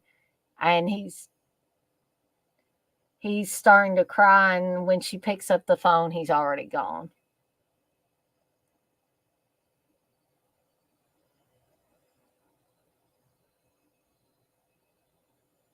Oh, the guy holding the Funyuns, you say he was a werepanther and racist. Ah.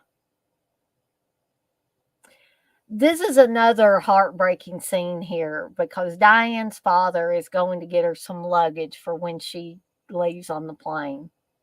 He's like, I'll take the whole set. And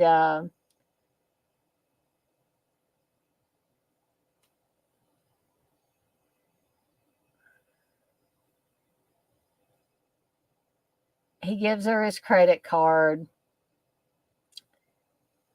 And unfortunately, his credit card is going to get declined.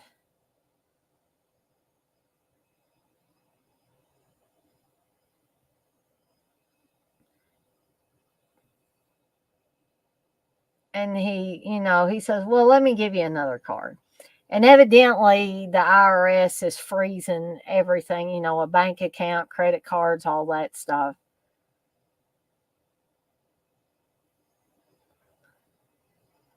Yeah, embarrassing. Yeah.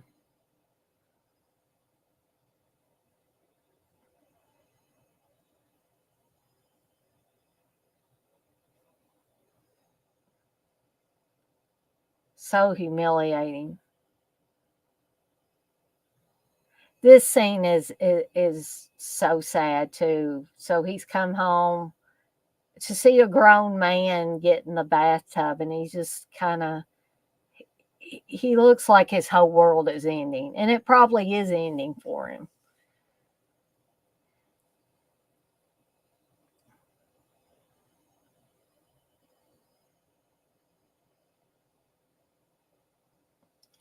And so Diane's, she's obviously concerned about her father.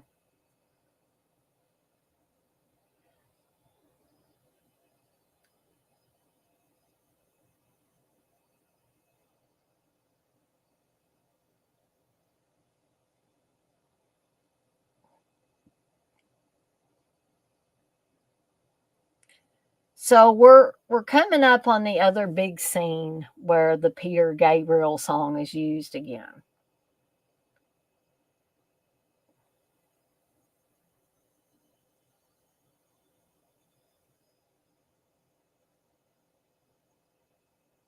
Coco, you say I can feel that dread in the pit of my stomach, but he should have known better. He should have, but I feel such empathy for him all the same. So here again is the big scene where Lloyd is holding the boombox over his head and their song essentially is playing. In Your Eyes by Peter Gabriel.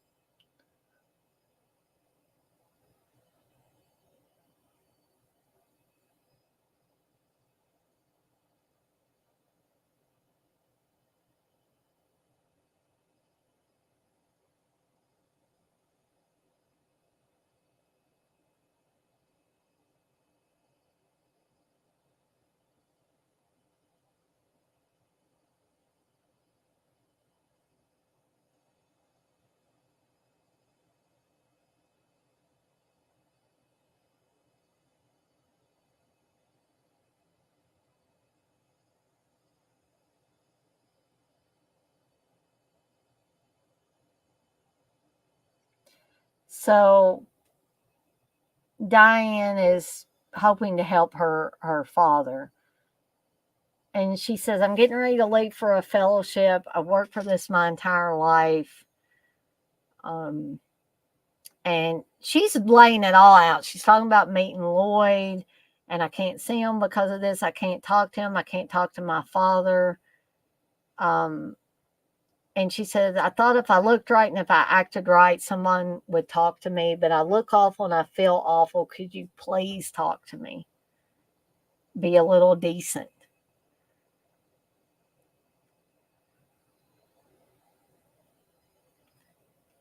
And he says, we believe that your father operates from a large pool of cash that comes from phony billing, phony patients. And they say, we've been investigating him for 5 years.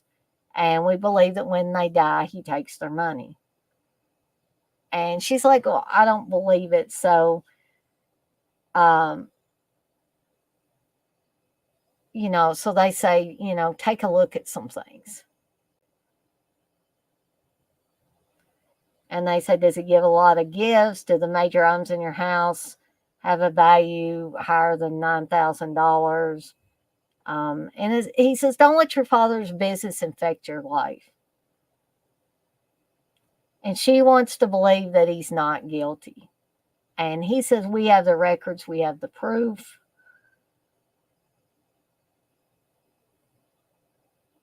And he says, it's only going to get worse. Now, he says, if I were you, I would take that fellowship.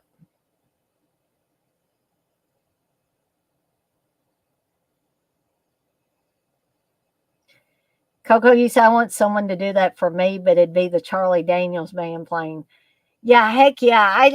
I would love, for somebody to feel, I know my husband loves me, but I think all women want the person that they're with to, or maybe even a person they're not with, to be that invested in them as a human being and as a partner and all of that, to be able to put pride aside and do something like that.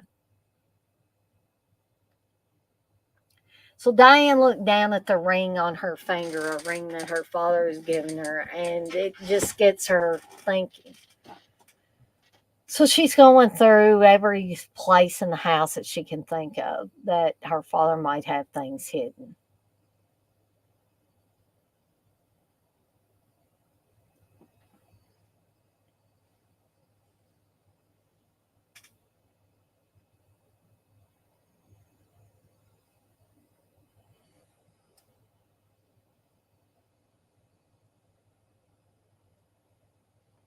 And this is one of the biggest injustices, in my opinion, that can happen is when you find out that you can't trust someone anymore. And I think that's what Diane's about to figure out about her father. That the man that she has put everything into for most of her life has been lying to her. So she's finding all this money locked away. And it's heartbreaking for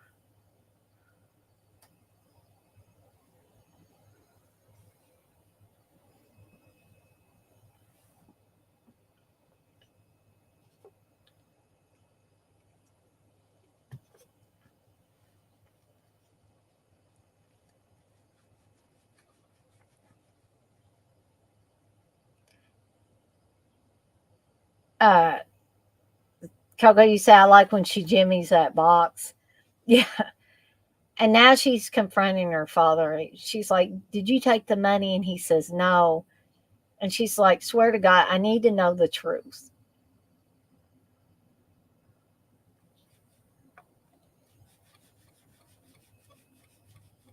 And then she tells him, "I found the money."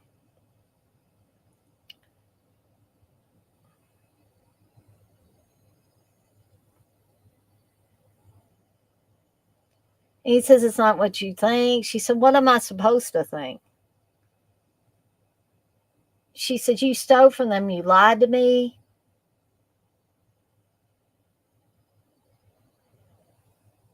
And then he says that this is the ultimate deception.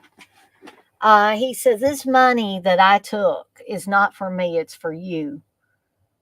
And he says, "I take better care of them than their own families take care of them." And she says, "But you stole from them."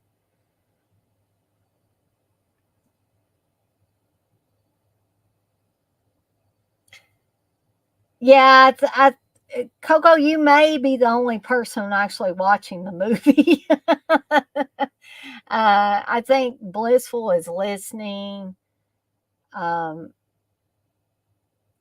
and so, I mean, you win some, you lose some with these watch alongs or with the streams in general. I'm just happy that some people are in here.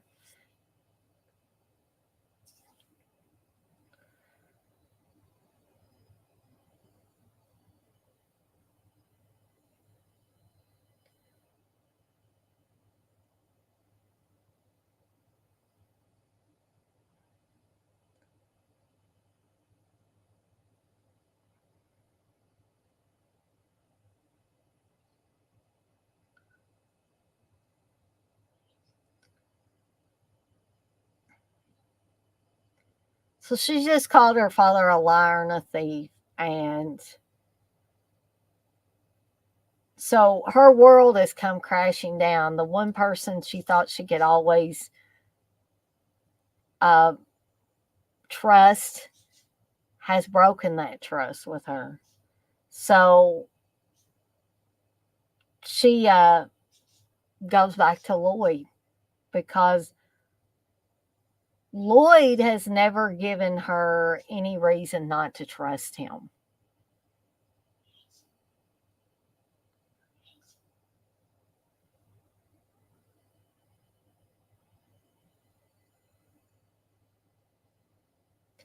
And he's still angry.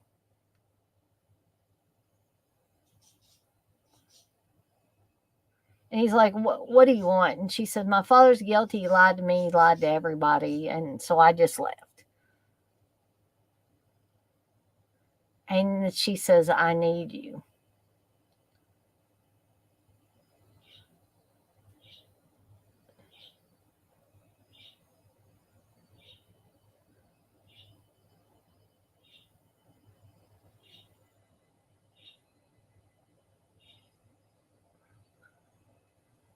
So she says, "I love you." And he's like, "What?" And she said, "I love you. How many times do I have to say it?" And he says, "One more time would be nice." And so she says it again.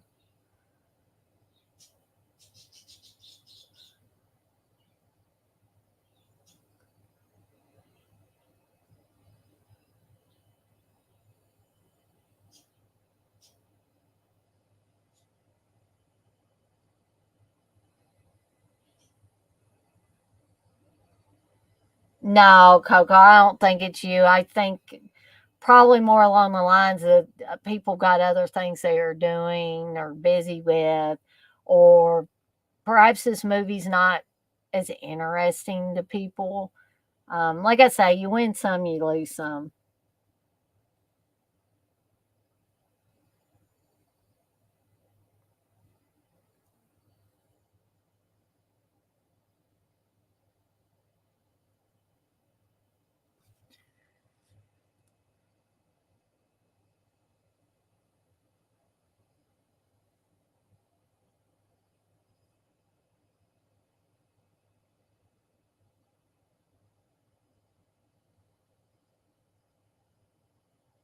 So these lawyers are going back and forth.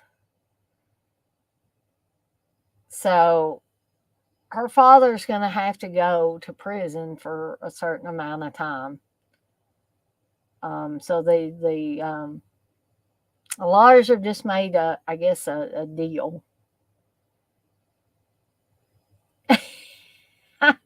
Coco, you said I can't stand that blood running out of his nose, and then they kiss.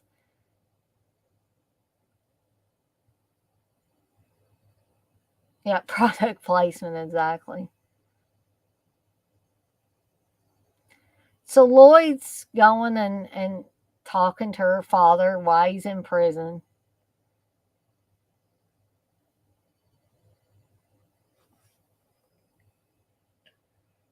So her father says, "Are you going to England with her?"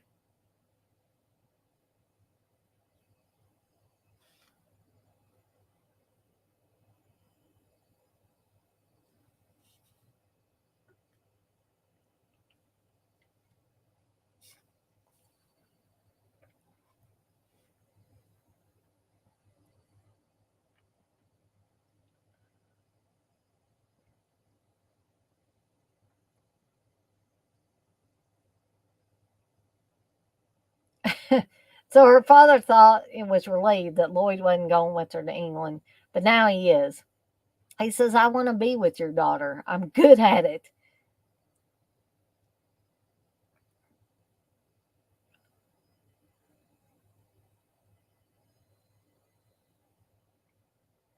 He says, "You're not a permanent part of her life. You're a distraction." And he says, "I'm the distraction that's going with her to England, sir."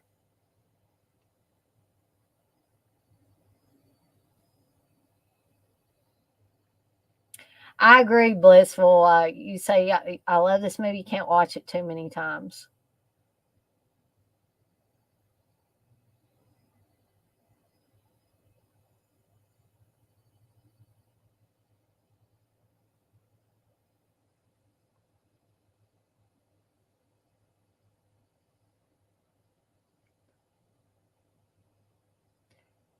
And this is at the point where he gets really angry with Lloyd.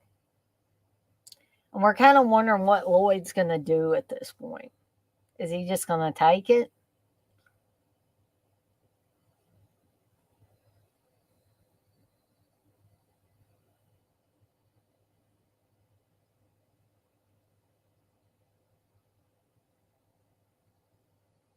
So he gives her a letter, or gives him a letter from Diane.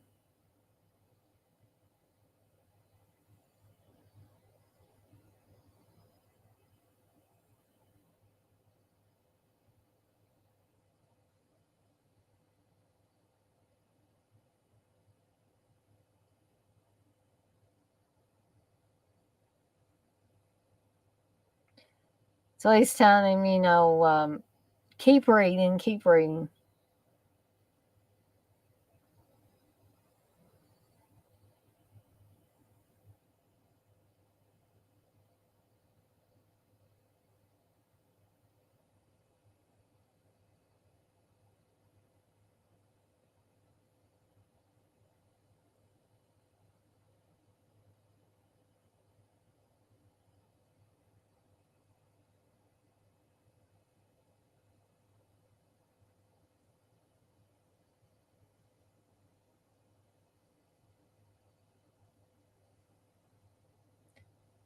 So she does manage to show up before she leaves.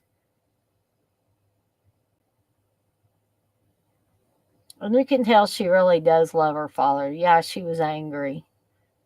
Understandably so.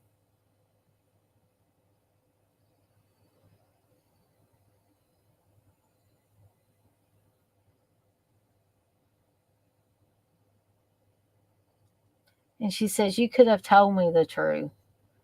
And he actually says he's sorry at that point. And she tells him she loves him.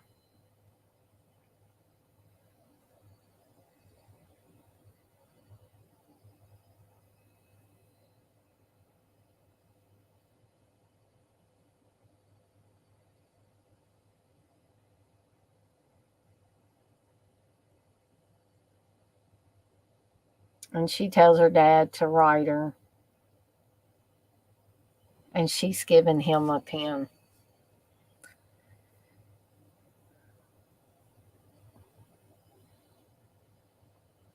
So Lloyd's leaving to be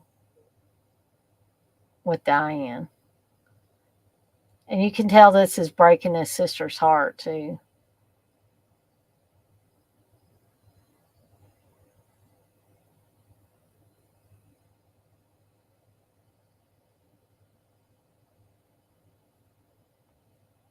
And that his nephew's definitely going to be missing him.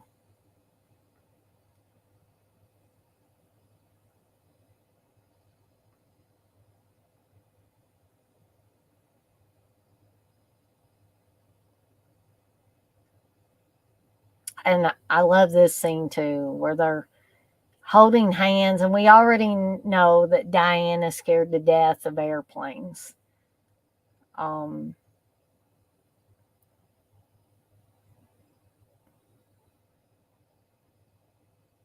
and so Lloyd's talking to her to keep her distracted. He's like, "This is all very normal." He says, "Very standard for a 747." And he tells her if anything's going to happen, it'll happen in the first few minutes. So when the smoking sign dings, then they know everything's all right. He's like, "I'm going to talk to you until the ding happens."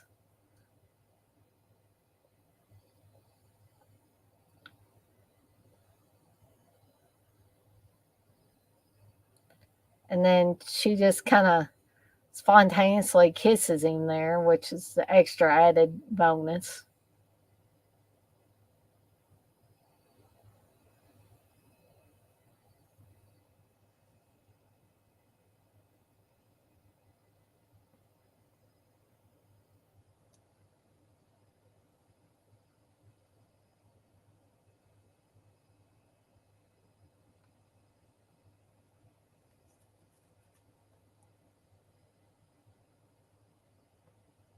And he's still talking about the ding. He's like, "Any second now."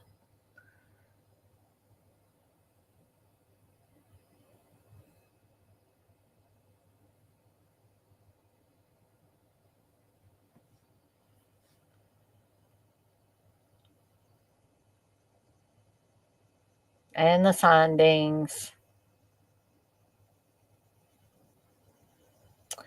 And we have officially reached the end of Say Anything. Again, I'm going to let the credits run out on this as I usually do on the watch alongs. And I'm going to take a look at some of the chat messages that I missed. Coco, you say, "I usually just listen while I'm cooking or something, but I got this one in my collection. I bet I ain't fired up my Blu ray player in a year." I agree, you guys. Blissful says, "Coco, it's just such a sweet comfort movie." And Coco agrees. Unseen says, "Aw." Coco says, "That kid is awesome."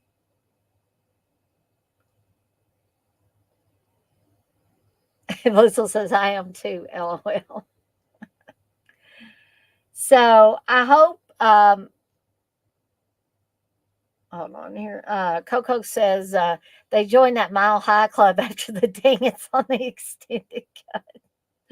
Oh, um, speaking of that, I'd like to work like oh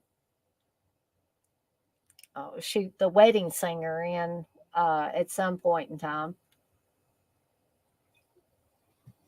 But I hope you guys and gals enjoyed this watch along tonight. I had a lot of fun with it. I hope you didn't get too bored with my little comments here and there as we watched this movie together, or you listened to me talking about the movie. Um, so I should be back tomorrow night, starting at 8 p.m. Eastern Time, with another edition of Camp Cronenberg. Again, let me remind everybody of the movies that I'm going to be talking about on this edition of Camp Cronenberg. So I'm going to be covering Scanners, Videodrome, The Dead Zone, and The Fly. So you can look forward to that. Tuesday, I'm going to be talking about 8 horrors from Oklahoma. I'm going to talk about 8 different horror films that were filmed in the mid to late 80s to the early 90s in Oklahoma. I'm hoping that's a lot of fun with you, a lot of fun for you guys. You're welcome, Unseen. Thanks for coming by tonight too. Um, let's see, and then Wednesday, TJ and I will be covering part 1 of season 2 of Friday the 13th, the series.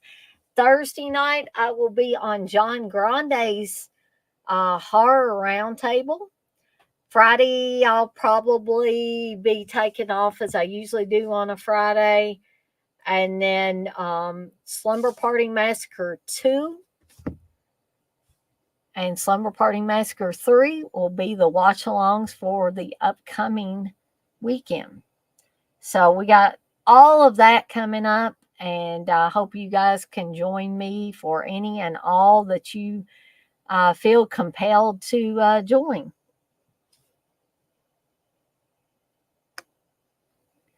Coco, you say it was fun. I don't mean to go on about my woes. No, yeah, I go on about my woes all the time. So you have at it, Coco. You said, but this is nice for me to be a part of with the anxiety that nearly killed me last week. Yes, anxiety is a terrible, terrible thing. And if coming into these watch alongs and or live streams helps you or helps anybody else, I say come on, come all to these things, because we all have these moments, and I think we all need something like this that's a distraction. So yes, yes, I don't mind you mentioning it, Coco. Is perfectly fine. Blissful, you say, Dana, another great live. Well, you're thank you, Blissful, for saying that. Hopefully next time my kitchen won't be attacking me. LOL. No, I know about kitchens and many other rooms attacking, so I totally understand. And maybe I'll have an interesting watch along upcoming that either Uncle Bill or somebody will want to get on live on the stream with me, so you don't have to hear my sorry ass talking for an hour and a half or 2 hours or whatever.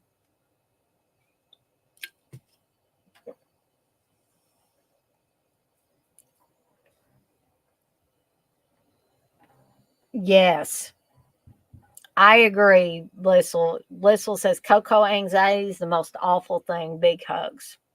Big hugs from me too. Um, so guys and gals, again, I want to thank everybody for joining me tonight for the watch along for Say Anything.